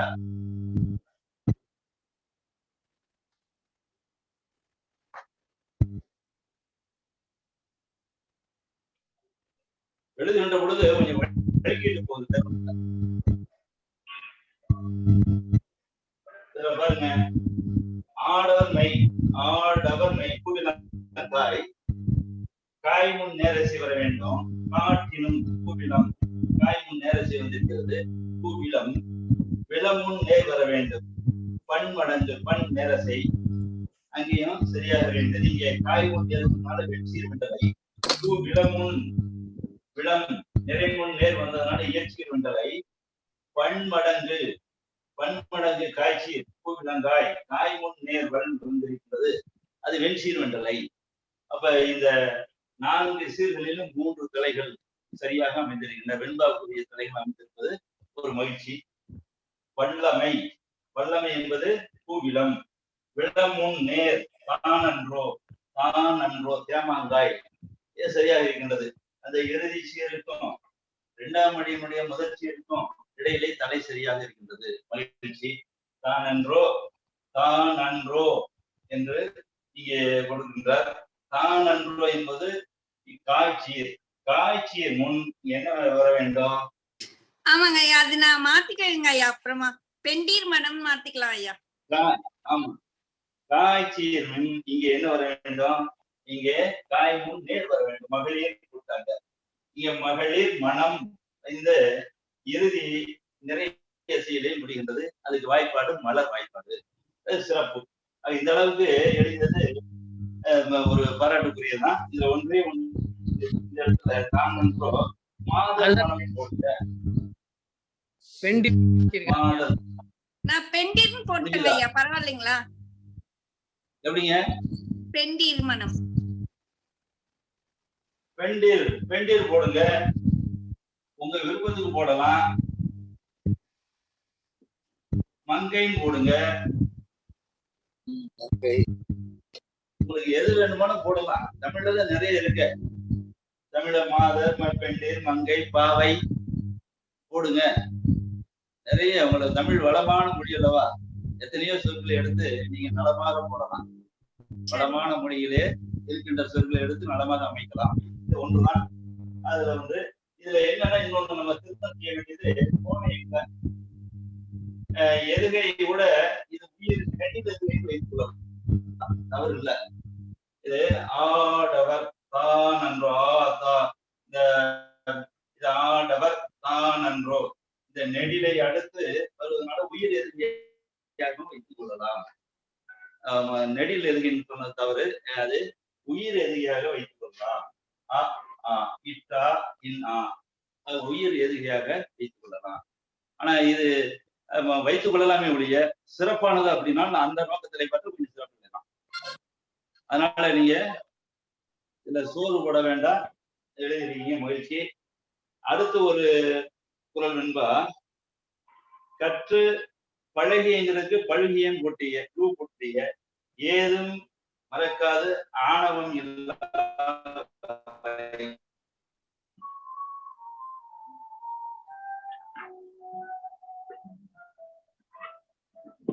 என்ன ஆடவர்கள் மெய், அது ஒரு சிறப்பு வேற இல்லை. ஆடவர் மெய் காட்டினும் உண்மை, அவர் உண்மையே காட்டினாலும் சரி, உடம்பையே காட்டினாலும் கூட என்று எழுதியிருக்கின்றார்கள். பண்படங்கு வல்லமை, அப்படி எதுதான் வல்லமை? அது மகளிர் மனம், மகளிருடைய மனம் அவருடைய உடல் வல்லமையை காட்டிலும் மிக வன்மையானது, வலிமையானது என்ற ஒரு கருத்தை சொல்ல வந்தார். அந்த ஒரு கருத்து சிறப்பு, அதுக்காக சொன்னேன். இது ஒரு திருத்தம் செய்து முடிந்தார்.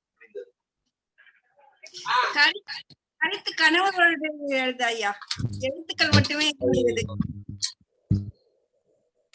அடுத்தது 2வது கற்று பழகிய.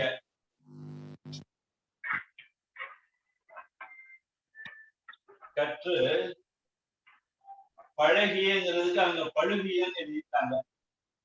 இத ரூபாம் போட்டு விட்டுருக்காங்க, அது தவறு. அதை பார்த்துங்க. பழகிய ஏதும் ஏதும் மறக்காது, ஏதும் மறக்காது ஆணவம் இல்லாத வரை. ஆணவம் இல்லா வரை. அவங்க இந்த தலை சரியாக அமைய வேண்டும் என்பதிலே கவனம் செலுத்தி இருக்காங்க, மகிழ்ச்சி. ஆனா அதே நேரத்துல இங்க எதிரியும் மோனையும் கொஞ்சம் கவனம் செலுத்தினா சிறப்பா இருக்கும். இதுல மோனை எங்கும் வரவில்லை, இதுலயும் மோனை இல்லை, எதிரியும் வரவில்லை. இல்ல ஒரு எதிரியாக வரலாம். முதல் சீர் இல்லைங்கய்யா, இது செந்தொடை குரல் வெண்பா ஐயா, செந்தொடை குரல் வெண்பா. எதுகை இல்லை, அடிமோனை இல்லை, அடி இல்லை. செந்தடைக்கு போயிட்டீங்கன்னா இனி எதுகை மோனை வெண்பாலாம் எப்ப எழுதுறது? எதிரிய மோனை வெண்பாதான் நம்ம எழுத வேண்டும். செந்தடை வெண்பா என்பது அது கீழே விழுந்து கை வைக்கி கொடுத்தா அவருக்கு ஆதரவு சொல்வது போல கீழே விழுந்துட்டான். அதனால ஒண்ணும் தவறில்லை, இப்ப எழுந்து நீ நடப்பன் கை விட்டு சொல்ற பாருங்க, அந்த மாதிரி அது செந்தடை வெண்பா. எடுத்துனே செந்தடைக்கு கீழே கீழே விழுந்து விடக்கூடாது. அதனால நீங்க கண்டிப்பா அடி எதுகை வர வேண்டும், இல்லைன்னா ஒரு எதுகை போட்டுடுங்க. திருக்குறளிலே அதிகமான குறளை சொல்லலாம். ஒரு இங்கே வரும் பாருங்க, 1 முதல் சீரனும் 4ஆம் சீரனையும் வரணும். அது ஒரு எதுகை. அந்த ஒரு எதுகை போட்டால் அடி எதுகை தேவை. இந்த சீர்ல எதுகை வர வேண்டும், இல்லைன்னா இங்க வர வேண்டும். அது கொஞ்சம் நினைவுல வைத்துள்ளதுங்க, தவறே இல்லை. இப்ப இதுல என்னன்னா, இதுல கற்று பழகிய மாமுன் நிறை பழகிய கருவிளம் விளமுன் தேமா இயற்சி வெண்டலை ஏதும் தேமா இங்க மறக்காது. மறக்காது என்பது புளிமாங்காய். இந்த இடத்துல சரிதான், இது இயற்சி வெண்டலை. காய் முன் இங்கே நேர் வர வேண்டும், வந்திருக்கு. ஆனா அதுல ஒன்று கவனிக்க வேண்டியது இருக்கிறது. என்னன்னு தெரியுதுங்களா? இந்த சீருக்கும் இந்த சீருக்கும் கவனிக்க வேண்டிய ஒன்று உண்டு. என்னது? உயிர்வரின் உக்குரல். உயிர்வரின் உக்குரல் மெய்விட்டோடும். நன்னும் 100 பாடம் நல்ல மனப்பாடம் செய்து விடுங்க. உயிர்வர உக்குரல் மெய்விட்டோடும். அப்ப அந்த ஒரு எழுத்து ஓடி விட்டதுன்னா அங்க என்ன இருக்கு? மரக்கா, புளிமா. புளிமா முன் எப்படி நேரம் செய்வோம்? அதனால இங்க என்ன செய்யலாம்? அதை கொஞ்சம் மாற்றம் பார்க்கலாம், எளிமையா மாற்றலாம். அதே காய்ச்சியல் புளிமாங்க ஐச்சியல் தான். அந்த உயிரெழுத்துக்கு ஏற்ப இங்க ஒரு உயிர்மை எழுத்து வரும் மாதிரி ஏதாவது, அதாவது குட்டியுள்ள வராத எழுத்து ஏதாவது ஒன்று போட மாதிரி பாருங்க. என்ன போடலாம்? மறக்காதாம். வேற யாராவது சொல்லுங்க. மறக்காதே. ஏகாரம் போடலாமா ஐயா? மறக்காதே. மறக்காதே ஏகாரமா?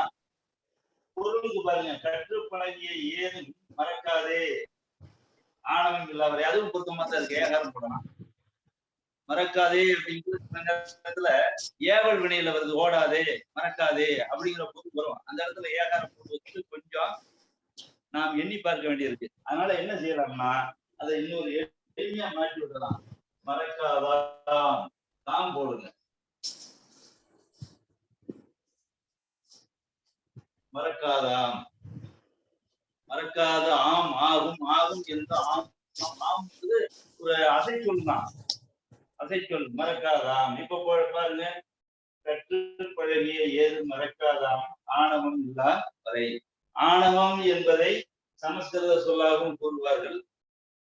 அது சிலர் அதை தமிழ் சொல்லாகவும் கருதுவார்கள். நாம் இருந்தாலும் இங்கே நாம் அதை ஒட்டி ஆய்வு செய்யவில்லை.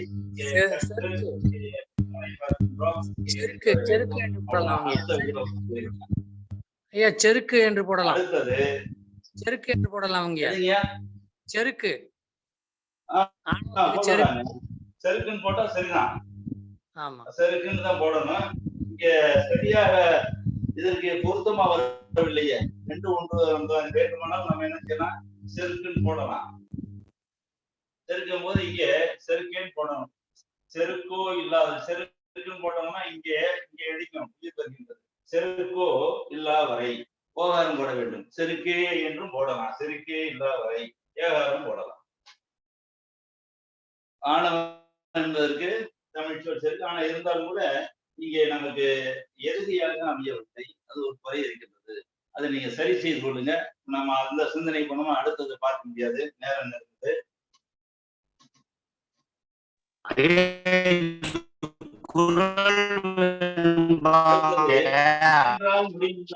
முடிந்தாலும்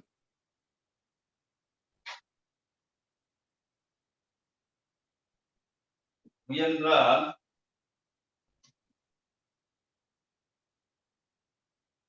முடியும் தான், மூச்சே முடிந்தாலும்.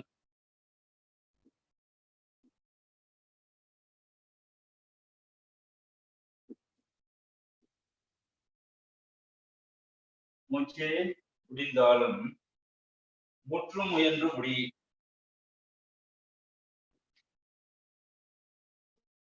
முற்றும் முயன்று முடி.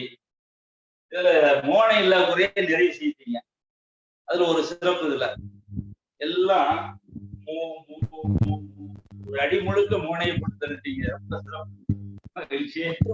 இங்கே அதே மாதிரி எல்லாமே 7 சீர்களுக்கு மோனை குறையில்லாமல் அவர் மோனை வழங்கி விட்டார். அங்க அந்த பாடல்கள் இல்லாத மோனையை இங்கே வாரி வழங்கி விட்டார்கள். ஆனா இலக்கணம் சரியா இருக்குன்னு நம்ம பார்த்தோம். முற்று மோனைங்க எது? முயன்றால் புரியுமா? சொல்லுங்க. முற்று மோனை தான் அங்கே அது. முயன்றால் எப்படிங்க? முற்று மோனையா? ஆமா, முற்றுமோனை. ஒரு அடி முழுக்க வந்து முற்றுமோனைங்கயா. ஆனா சிந்தடிக்கு நம்ம பார்க்க முடியாது. சிந்தடிக்கு முற்றுமோனைன்னு சொல்ல முடியாது. அது பொழிப்பு மோனை என்று சொல்ல முடியாது. சிந்தடியை பொறுத்த வரைக்கும் நமக்கு அது கணக்கில் இல்லை. அளவடிகளை தான் பார்க்க வேண்டும். இது 1, 2, 3 முற்றுமோனை, முழுமையான மோனை. அடி முழுக்க வந்ததுனால முற்றுமோனை. நம்ம இணை மோனை, பொழிப்பு மோனை, ஒரு மோனை இதெல்லாம் தாண்டி முற்றுமோனை ரொம்ப சிறப்புங்க. துப்பா இருக்கு, துப்பாய், துப்பாக்கு. அந்த பாடல், அந்த திருக்குறளை பாருங்க, எல்லாம் அப்படித்தான் வரும். இதுல இலக்கணத்தை பார்த்தால் முயன்றால் புரியுமா, முடியும்தான் நிறை வருகிறது. நீங்க மாமுன் நிறை, முடியும்தான் காய்ச்சி, காய் முன் மூச்சியை தேமா வருகின்றது. தேமா மாமுன் நிறை, முடிந்தாலும் காய்ச்சி, இயற்சீர் வண்டலை வெண்சீர் வண்டலை சரியாக இருக்கின்றது. முடிந்தாலும் காய்ச்சீர் முடி புளிமாங்காய், காய் முன் நேர் வெண்சீர் வண்டலை சரியாக இருக்கிறது. முற்றும் முயன்று, முற்றும் முயன்று, முயன்று முயன்று புளிமா மாமுன் நிறை முடி சரியா இருக்கிறது. ஐயா, இதுல வேற ஏதாவது தலை தட்டுகிறதான்னு பாருங்க. இல்லைங்கய்யா, இல்லைங்கய்யா. எல்லாம் சரியா இருக்குங்களா? ஆமாங்கய்யா, சரி, சரியா இருக்கிறது. சரி, இதுல வேற என்ன நம்ம இதுல திருத்தம் செய்ய வேண்டிய? ரொம்ப அருமையா எழுதியிருக்காங்க. அவங்களுக்கு பாராட்டு சொல்லலாம். இருந்தாலும் கூட அதுல ஒரு திருத்தம் செய்ய வேண்டி இருக்கிறது. என்ன திருத்தம் சொல்லுவோம்?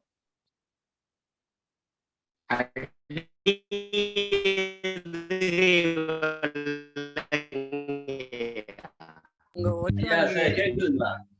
ஆற்றல் சரியா திருத்தம் செய்து இந்த குரல் அருமையான குரலா இருக்கு. ஆமாங்கய்யா. நானே சொல்லி விடுங்க. அடி எதுகை இல்லைங்கய்யா. தலைகளா தெரியுதுங்களா உங்க உருவம்? ஆற்றல் சொல்லுங்க. தலைகளா தெரிகிறது. ஐயா, எதுகை அடி எதுகை இல்லைங்கய்யா. அடி எதுகை இல்லை.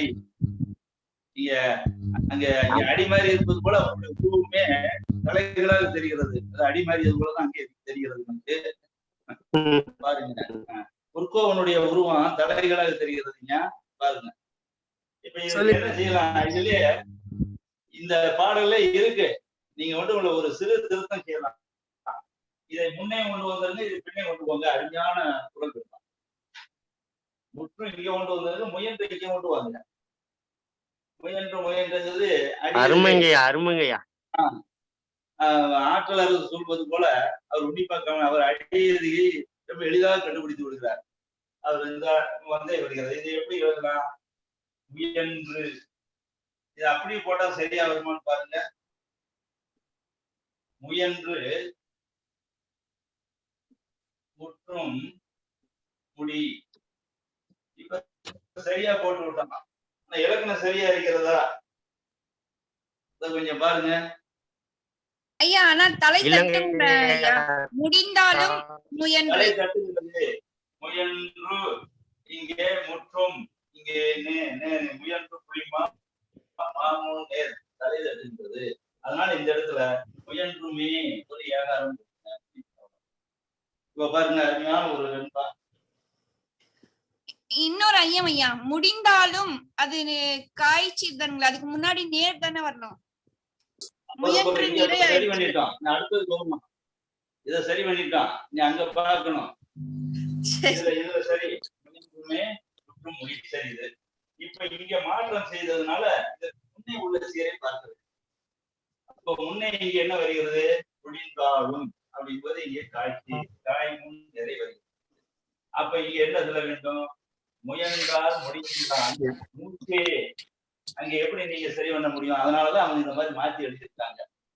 மூச்சே முடிந்தும் மூச்சே முடிந்தாலும் என்பது முடிந்தால்னா உம்மு என்பது இல்லாமல் போய்விடும். பொருள் குறைபாடு வருகிறது. ஐயா மூச்சு ஒலி வாங்கி ஒலி வாங்கி சரியா இல்ல ஐயா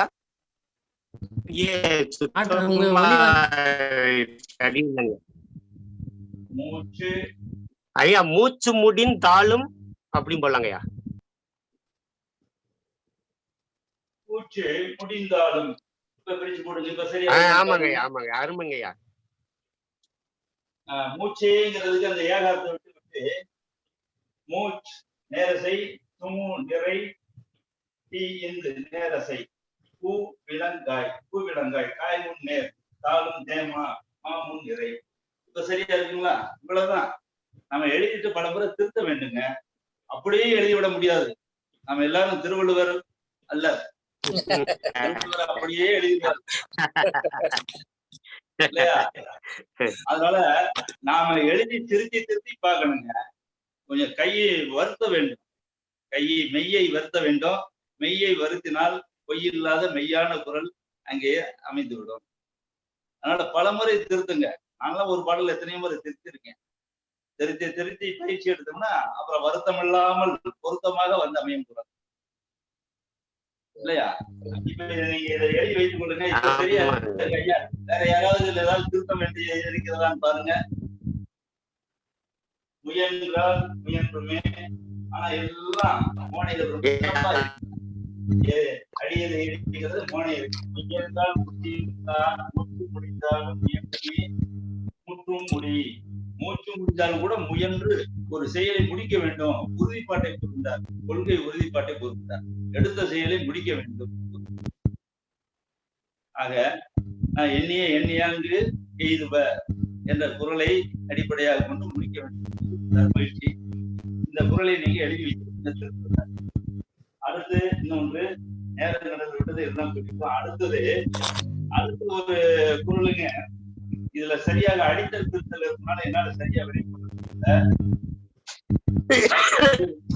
4, 5, 6, 7, 8 சீர்கள் வெளியிடப்படும்.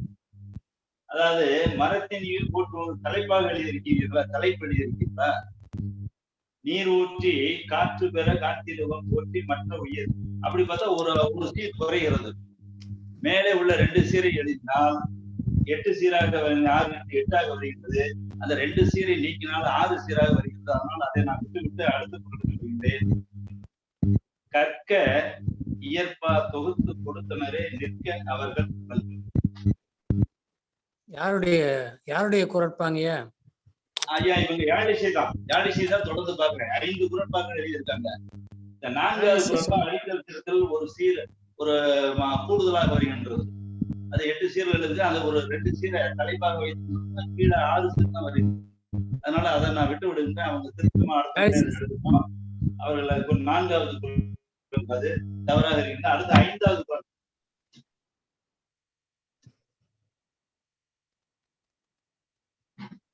கற்க இயற்பா.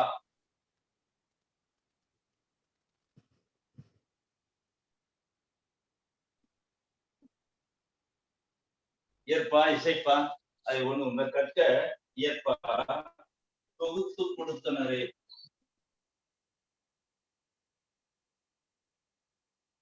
தொகுத்து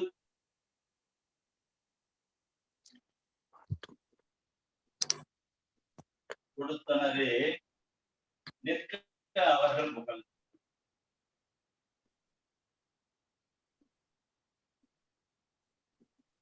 நிற்க அவர்கள் புகழ்.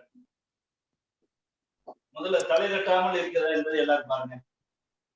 கற்க தேமா நிறைய வரைது இயற்பா புளிமா மாமுன் நிறை தொகுத்து புளிமா தொகுத்து புளிமா கொடுத்து நிறை கொடுத்தனரே கருவிளங்காய் காய் முன் நிற்க நேர் நிற்க தேமா தேமா முன் இங்கே நிறைய செய் அவர்கள் புளிமா புளிமா புகழ். சரியா இருக்குங்களா? யாருக்காவது ஏதாவது தலை தட்டுப்பாடு? சரியா இருக்குங்கய்யா. சரிங்க மகிழ்ச்சி. இதுல அதாவது இலங்கை கட்டமின் நிற்க அதற்கு அந்த குரலுடைய செயலை வைத்து எழுதியிருக்கின்றார். நல்லா தெரியும் என்பது கற்க இயற்பா தொகுத்து கொடுத்தனரே, இயற்பாவை தொகுத்து கொடுத்தார்கள் நீங்கள் கற்க, நிற்க அவர்கள் புகழ். அப்படிப்பட்ட பாடலை தொகுத்து கொடுத்தவங்களுடைய புகழ் நிற்க என்று, கற்க நிற்க என்று சிறப்பாக அடியெதுகை வருகின்றது. இங்க கற்க ஒரு மோனை மட்டும் அதுல இல்லை, இங்கேயும் மோனை இல்லை. மோனை இல்லா ஒரு குறைதான், இருந்தாலும் தவறு இல்லை.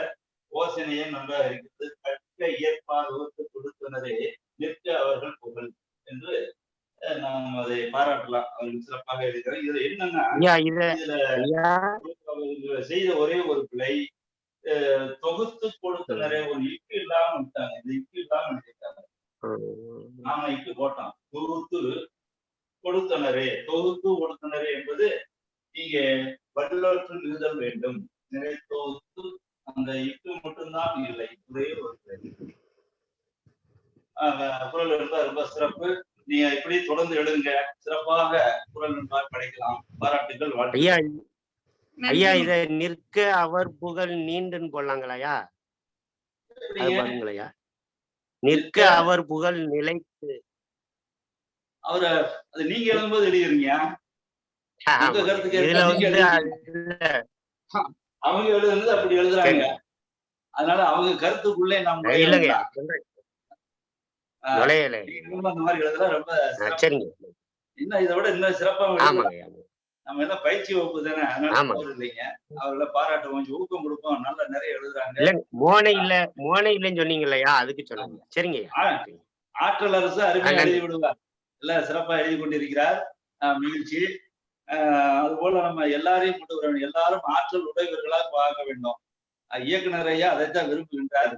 அவருடைய ஒரு மிகப்பெரிய ஒரு விருப்பமே அதான். எல்லாரும் மிகச்சிறந்த பாவலர்களாக வர வேண்டும். பாவலர் பைந்தமிழ் கல்வி கழகத்தின் மூலமாக இத்தனை பாவலர்கள், அருமையான தனித்தமிழ் பாவலர்கள் உருவானார்கள், கொள்கை வீரர்கள் உருவானார்கள் என்று ஒரு நிலை வர வேண்டும் என்று எதிர்பார்க்கின்றார். எதிர்காலத்திலே அவர்கள்தான் இந்த யாப்பு மரபை காக்க வேண்டும். அவர்கள் யாப்பு மரபை வருகின்ற இளைய தலைமுறையினருக்கு கொண்டு செலுத்த வேண்டும். இதெல்லாம் அதுல அந்த நோக்கத்துல ஐயா அவர்கள் உள்ளத்திலே எத்தனையோ கருத்துக்களை தாங்கி கொண்டிருக்கின்றார்கள். இதெல்லாம் நேரம் கிடைக்கும். எனவே நீங்கள் ஆர்வத்தோடு இதில் கலந்து கொள்ளுங்கள். எந்த வேலை இருந்தாலும் சரி, நீங்க வகுப்புக்கு வராமல் இருக்கக்கூடாது. ஐயா அவர்கள் அதையும் குறிப்பிட்டு இருக்கின்றார்கள். வகுப்புகளை கலந்து கொள்ளுங்கள். எனக்கெல்லாம் எத்தனையோ வேலை இருந்தா கூட அந்த வகுப்பு இன்றைக்கு இருக்கிறதுனா சரியா முடிந்த அளவு சரியான நேரத்துக்கு வர வேண்டும். எல்லா வேலையும் அதுபோல நீங்க வர வேண்டும். இது ஒரு என்ன இது ஒரு வகுப்பு போய் கொண்டு இருக்கிறது, போக வேண்டுமா அப்படின்னா நீங்க அது ஒரு பொறுப்பின்மையாக கருத வேண்டாம். அப்படி பொறுப்பின்மையாக கருதினால் அது நமக்கு நாமே நம்முடைய தகுதியை, நம்முடைய திறமையை வீழ்த்தி கொள்வதாக பொருளாகிவிடும். உங்களிடம் அதிகமான ஆற்றல் இருக்கிறது, ஆர்வம் இருக்கிறது, தமிழ் உணர்வு இருக்கிறது, இன உணர்வு இருக்கிறது. ஆக நீங்கள் மிகச்சிறந்த பாவலர்களாக வர வேண்டும். இது அகவை இடையிலே அது தடை இல்லை. நமக்கு அகவை ஆகிவிட்டதே என்று என்ன வேண்டாம். 90லும் மிகச்சிறந்த பாவலர்களாக நீங்க விளங்கலாம். அருமையான நூல் படைக்கலாம். அகவையை பற்றி யாரும் எண்ணவே வேண்டாம். நீங்கள் உங்களுடைய ஆர்வத்தை அப்படியே வளர்த்து கொண்டே வர வேண்டும். நீர் செடிக்கு, அதாவது வேருக்கு நீர் கூட உங்களுடைய ஆர்வத்துக்கு நீங்கள் நீர் ஊட்டிக்கொண்டே இருக்க வேண்டும். அப்படி இருந்தால் அருமையான பாவலர்களாக வரலாம்.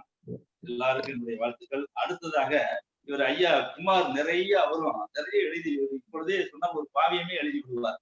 அவ்வளவு சிறப்பாக இங்கே ஒரே நாள்ல 2 ஏறக்குறைய 1, 2, 4 பக்கங்கள்ல எழுதிவிட்டார். ரொம்ப அவருடைய ஆர்வத்தை பாராட்ட வேண்டும். அதுல முதல்ல எழுதுனது ஒரு சின்ன தவறு வந்து விட்டது. உடனே அதை திருத்தி மறுபடியும் அடுத்தது அப்படி எழுதிட்டார். அப்ப எவ்வளவு ஆர்வமா இருக்கான்னு பாருங்க. முதல்ல என்ன எழுதினாரோ அதே தான் எழுதிட்டாரு. ஒரு தடவை போதும், நம்ம திருத்தத்தான் போறோம். ஆனா அவருக்கு அது மனம் அது பொறுத்து கொள்ள முடியல. மீண்டும் ஒரு சரியா எழுத வேண்டும்னா அன்றைக்கே எழுதினாரா அல்லது அடுத்த நாள் எழுதியிருப்பாரு. 5/1/2022 ஒரு மடல் வந்தது. 6/1/2022 அதே மடல் அதே பாடல் அப்படி இருந்தது. நானே நிறைய எழுதியிருக்கேன்னு பார்த்தா எல்லாம் அது அப்படியே இருக்கின்றன. இவருடைய ஆர்வத்தை அதான் பிழை இல்லாமல் எழுத வேண்டியிருந்தது. மிக கவனமாகவும் ஆர்வமாக இருக்கின்றார். ஐயா வாழ்த்துக்கள். அப்படியே நிறைய எழுதுங்க, நிறைய எழுதலாம். இதுல என்னன்னா வட சொற்கள் சமஸ்கிருத சொற்கள் வந்திருக்கின்றன, வேற ஒன்றும் இல்லை. அதை மட்டும் நீக்கி விட்டால் அருமையான பாடல். இது அவருடைய பாடல் எழுதி காட்டுது.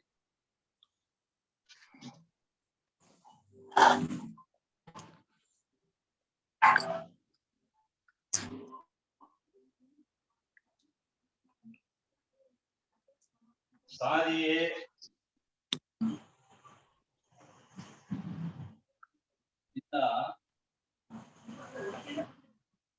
சமூகம்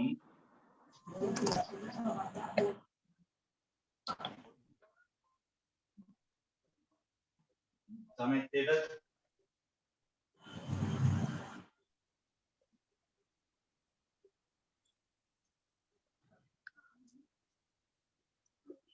சாதிக்க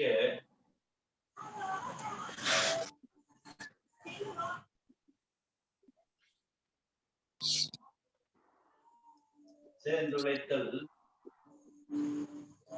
நன்று. அருமையான பொருளில் எழுதியிருக்கின்றார். சாதியே இல்லாத நிலையை உருவாக்க வேண்டும், அதற்காக நாம் அனைவரும் சேர்ந்து உழைக்க வேண்டும் என்று எல்லாரையும் அழைக்கின்றார் உழைப்பதற்கு. மகிழ்ச்சி, நல்ல கருத்து, அருமையான பாடல் மகிழ்ச்சி. இதுல சாதியே இல்லா சமூகம் என்பது ஒரு சமஸ்கிருத சொல், வேறு ஒன்றும் இல்லை. சாதியே பூவிளம், விளமுன் நேர், தேமா, தேமாமுன் இங்கே நிறைய சரியாக வருகின்றது. இங்கே புளிமா, புளிமாமுன் சமைத்திட கருவிளம், விளமுன் நேர் சாதிக்க, சாதிக்க தேமாங்காய், காய் முன் நேர் சேர்ந்துழைத்தல் பூவிளங்காய், பூவிளங்காய் முன் நேர் நன்று. அருமையாக நன்றாக முடித்திருக்கிறார். இதெல்லாம் சரிதான். இதுல மோனையாக அமைந்திருக்கிறார். இங்கே பொழிப்பு மோனை ஒரு மோனை வந்திருக்கின்றது. சாதிக்க இதுல நம்ம மோனை பார்க்க தேவையில்லை. சாதி சாதி என்று அடி அதிகம் வந்திருக்கின்றது. மேலோட்டமாக பார்த்தால் அருமையான சிறந்த பேட்டி. ஆனால் தனித்தமிழ் பார்த்த உடனே இங்கே சமூகம் சாதிக்க ரெண்டு சமஸ்கிருதத்துடன் நுழைந்து விட்டன கூறுவார்கள். நாம் அதை இதற்கு பொருத்தமாக அமைக்க வேண்டும். இங்கே சாதியை இல்லா சமூகம் மாற்ற வேண்டும்.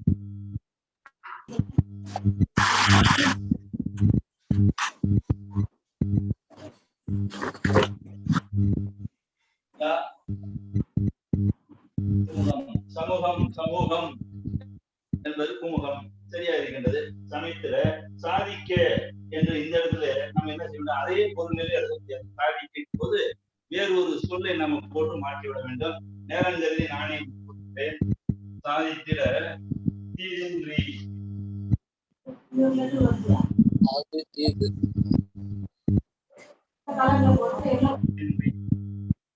சாதி தேதி எதுவே சரியாக அடியிருந்தது. சாதியை எல்லால் குமுகம் அமைத்து தீதின்றி சேர்ந்து வைத்தல் நன்று. சேர்ந்து உழைப்பதிலும் தீது இல்லாம தேம்பி இல்லாம வஞ்சியர்கள் இடையிலே முடிந்து விடக்கூடாது. அதனால ஒரு தீது இல்லாம நம்ம எல்லாம் சேர்ந்து உழைக்க வேண்டும். அந்த சாதிக்க என்பதனுடைய அந்த பொருள் அழுத்தம் இருக்காது. அதற்கு அது நேரு பொருளான சொல்லை நம்ம போட்டால் முடியாது. சாதித்தல் என்பது செய்து முடித்தல், கண்டிப்பாக முடித்தல் என்ற வரக்கூடியது அங்கே பொருத்தமாக வராது. அதனால கொஞ்சம் மாற்றி எழுதி கொள்ள சிறப்பு. நல்லதுங்க. அடுத்த ஒரு குரல் அதுல ரொம்ப அது சிறப்பா எழுதியிருக்காங்க. வரியோரை ஏய்த்து வயிற்றில் அடிக்க குறி வைக்கும் கொள்ளையர் உண்டு. நல்ல அறிவான இது பட்டுக்கோட்டை கல்யாண சுந்தரத்தினுடைய பாடலாம் அவர் அடிமட்டு போல இருக்கு. அந்த வயிற்றில் அடிப்ப வாயில் ரொம்ப சிறப்பு. அதுல நல்லா எழுதியிருக்காரு.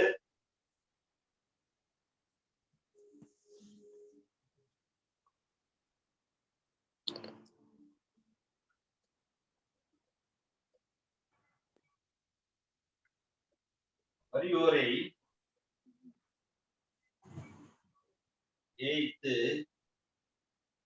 வயிற்றில் அடிக்க, வயிற்றில்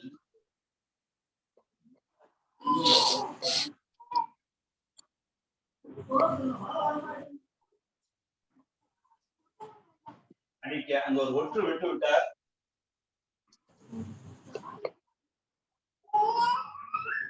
குறிவைக்கும் கொள்ளையர் உண்டு.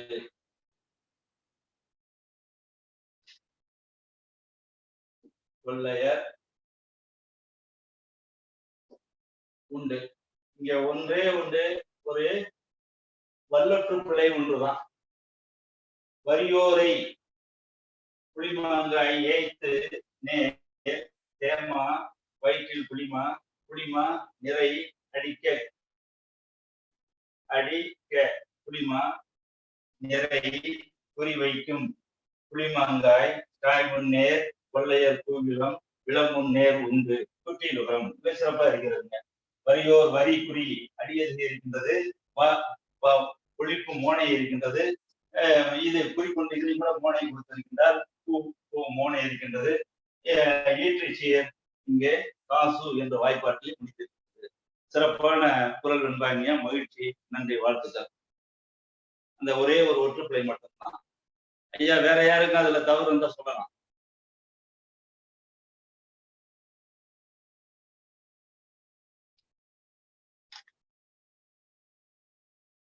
ரெண்டுமே சரியாத்தான் எழுதியிருக்கிறார். இதுல வேற யாருக்காவது தெரியுது ஐயப்பாடு வேற ஏதாவது பிழை தெரியுதா? அடுத்து இன்னொரு குரல் வெண்பாவையும் எந்த பிழையும் இல்லாமலே சரியாவே எழுதியிருக்கின்றார். அதை அப்படி எழுதிட்டேன். அதுல எனக்கு எந்த குறையும் சொல்ல முடியவில்லை. மிக சிறப்பாக எழுதியிருக்கின்றது. அது நீங்கள் அதுல ஏதாவது தவறுகள் இருந்தால் சொல்லலாம்.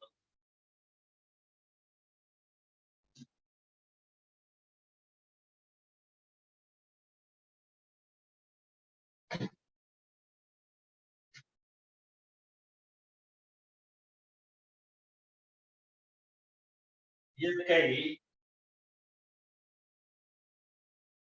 வளத்தினை இன்றும்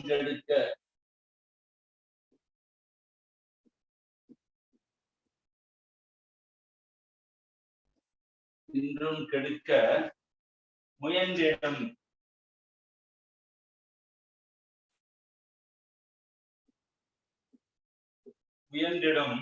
மாந்தர் உலர்.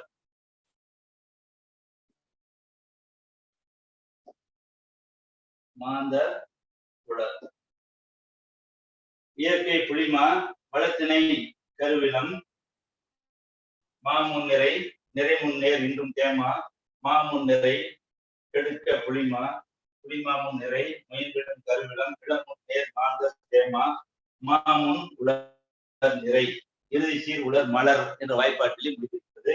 இயற்கை பொழிப்பு மோனை இயற்கை முய அடி எதிரே சிறப்பாக இருக்கின்றது.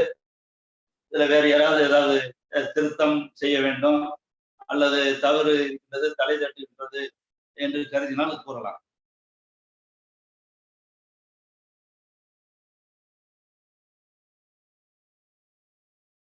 யாருக்காவது தெரிகின்றதா? சரிங்க, மகிழ்ச்சி. அருமையாக எழுதியிருக்கின்றீர்கள், மகிழ்ச்சிங்க. இதை போல நிறைய எழுதுங்க. அடுத்து வங்கித்துறை இன்னும் நாம நடத்தவே இல்லை. நீங்க ரொம்ப வேகமா சும்மா அரிமா பாய்ச்சல் போல போய் கொண்டிருக்கின்றீர்கள். அந்த வங்கித்துறை பாடலை அந்த இப்பொழுது சிறப்பா இருக்கின்றன. மகிழ்ச்சிங்க, நல்லா தொடர்ந்து எழுதுங்க. இது போல வங்கித்துறையில சருக்கள் அரிது, அமைதி இல்லை, கொஞ்சம் மன அமைதி இல்லாமலே எழுதியிருக்கிறார். இந்த ஏன் அமைதி இல்லைன்னா இந்த குபுகாயம் நாட்டுல அமைதி இல்லாதனால அவருக்கு அமைதி இல்லை. இதெல்லாம் வங்கித்துறையில எழுதிக்கிட்டாரு, கணக்கா எழுதாரு. அங்க வஞ்சனை நுழைந்ததுனால வங்கித்துறையில காட்டியிருக்கின்றார். மகிழ்ச்சி. அதை நம்ம அடுத்த வகுப்புல பார்ப்போம். அடுத்தது சிந்தியல் வெண்பம் எழுதியிருக்கின்றார். அதுலேயும் சிறப்பு. அதுல ஒரே ஒரு தவறு தான் வந்துருது. பிச்சங்கம் வைத்தனர் மூவேந்தர். முதல்ல மூவேந்தர் மட்டும் அறிஞர்கள் போட்டார். முதல்ல அறிஞர்கள் முத்தமிழை மூச்சாய் வளர்த்ததால் என்றும் செதியாதிருக்கும் தமிழ் என்று எழுதியிருக்கின்றார்.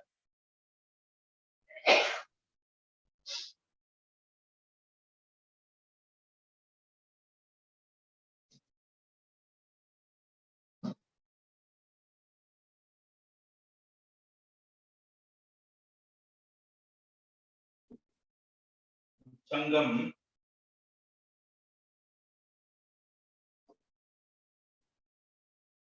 வைத்தனர் மூவேந்தர்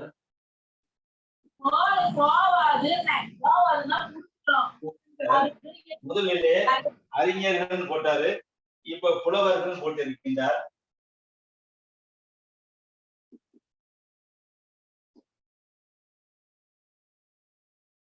புலவர்கள்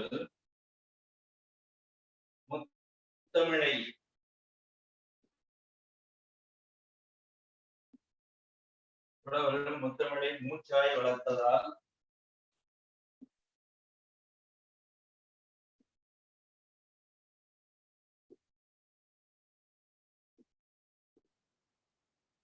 வளர்த்ததால் இன்றும்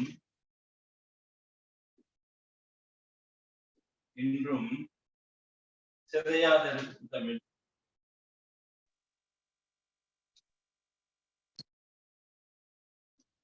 சிதையாதிருக்கு தமிழ்.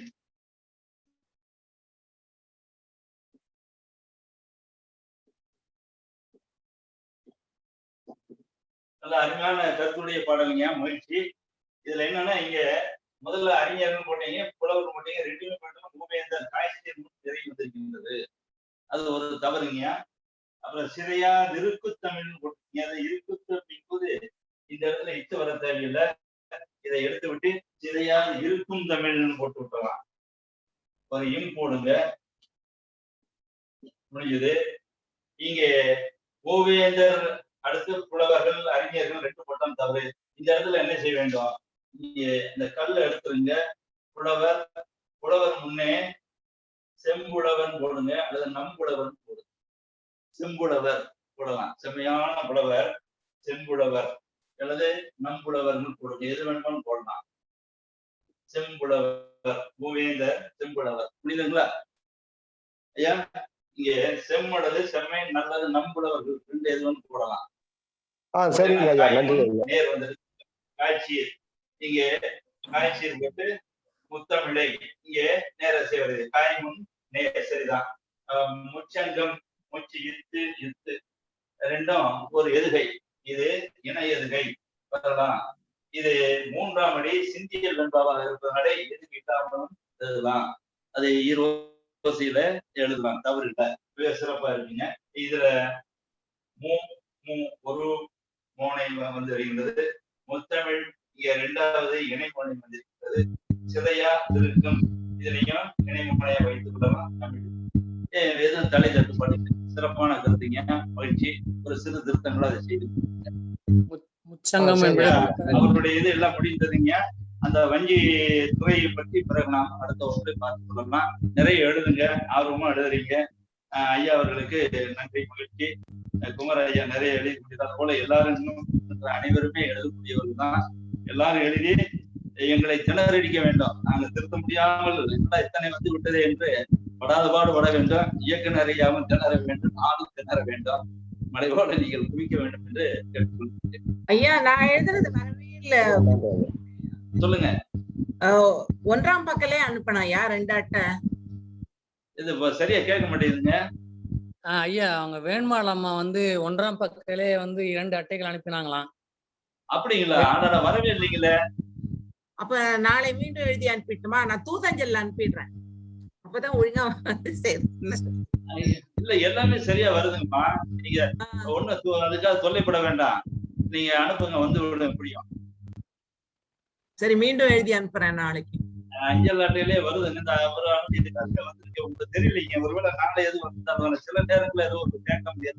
இல்ல, ஒரு கிழமை ஆயிடுச்சுங்களா? போன காரிக்கிழமை. அப்படிங்களா? வரவே இல்லைங்களே. நான் கேட்டு பாக்குறேங்க. நாளைக்கு இந்த அஞ்சலகர் வருவாருங்க, நான் கேட்டு பாக்குறேன். சரிங்க. வந்ததுன்னா மகிழ்ச்சிமா. அதுக்காக நீங்க சோர்வடைய வேண்டாம். அஞ்சல் அட்டை போய் சேரவில்லை என்று கவலைப்பட வேண்டாம். நீங்க அஞ்சல் அட்டையில அஞ்சாமல் எழுதுங்க, சரியா வந்து விடும். நேரங்கள்ல என்னன்னு சரிங்க. மகிழ்ச்சி. வேற ஏதாவது ஐயப்பாடுகள் ஏதாவது கேட்க வேண்டியது கேளுங்க. அவர் குமாருடைய பாடல் கடைசி பாடல் இல்லைங்கய்யா, முச்சங்கம் என்பதே முக்கழகம்னு போட்டா சரியா இருக்கும்னு நினைக்கிறேங்க. முச்சங்கம் அப்படிங்கிறது அது சமஸ்கிருத சொல்லா இருக்கிறது. ஆனா சங்கம் என்பது தமிழ் சொல்லாகவும் சிலர் அதை கருதி கொண்டிருக்கிறார். சங்குதான் வளைதல். அந்த அடிப்படையில அது சொல்லாய்வுக்குரியது. அது புலவர்கள் வட்டமாக வந்து இருப்பதனால வளைவு கருத்து அடிப்படையிலே சங்கம் என்பது தமிழ் சொல்லாக இலக்கிய ஐயா அதை ஆய்வு செய்திருக்கிறாரு. பாவாணர் அருளியார் ஐயாவுக்கும் சமஸ்கிருத என்பதற்காகவே தருகின்றார். சங்கு என்பது அங்கு அங்குதல் வளைதல், அங்கு அங்கு சங்கு. அது முதல் மெய் பேர் பெற்று வந்து சங்கு, வளைந்திருக்கின்ற கடலிலே கிடைக்கின்ற பொருள் என்று அந்த சங்கு என்று என்பதற்கு அது தமிழ் சொல் தான். சங்கு சங்கம் ஈறு பெற்று சங்கம் என்றாலும் கூட அது கழகத்தை குறிக்காமல் சங்கிலே பெரியது ஆக்மெண்டேட்டிவ் சஃபிக்ஸ் என்று சொல்வார்கள். பெருமை பெண்ணொன்று சங்கு சங்கம் என்று வந்தது, அது சங்கைத்தான் குறித்தது என்று அது சொல்லாய்விலே இருக்கின்றது. அதனால ஐயா அவர்கள் இங்கே இந்த சங்கம் என்பதை முக்கழகம் என்று போட்டாலும் கூட அதுவும் சரியானதான். முக்கழகம் என்று போட்டால் அதுவும் உங்களுக்கு வள்ளின எதுகை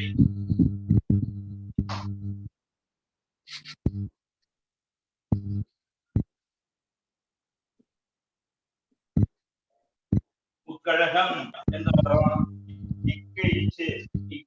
இதெல்லாம் வல்லினத்தில் இருக்கின்றது. அப்ப அந்த வல்லொன்று இணை எதுகை என்று நாம் வைத்துக் கொள்ளலாம். தவறுதான், அதுவும் சரியா ஐயா சொல்வது சரியா வைத்துக் கொள்ளலாம். நீங்கள் அது அவரே எழுதிக் கொள்ளலாம், தவறில்லை. அது சொல்லாய்வுக்குரியது. அது சங்கு சங்கம்ங்கிறது அது நாம் இன்னும் ஒருவேளை ஒரு தமிழ் சொல்லாகவே இருந்தால் நாம் ஒரு சொல்லை இழக்க விரும்பவில்லை. அதை நம்முடைய அருமையான அந்த சங்கத்தை வடவருக்கு விட்டுவிடக் கூடாது. நாம் கொஞ்சம் முயன்று மீட்டெடுக்க முடிஞ்சால் மீட்டெடுத்து கொள்ளலாம். அதனாலதான் பாவேந்தர் பாடினார் சங்கே முழங்கு. அவரு பாடியது அதை பார்த்த உடனே ஒரு வரி மட்டும் பாடி விடுகிறேன். சங்கே முழங்கு சங்கே முழங்கு திங்களோடு செழும் பருதி தன்னோடும் விண்ணோடும் உடுக்களோடும் மங்கள் கடல் இவற்றுடன் திறந்த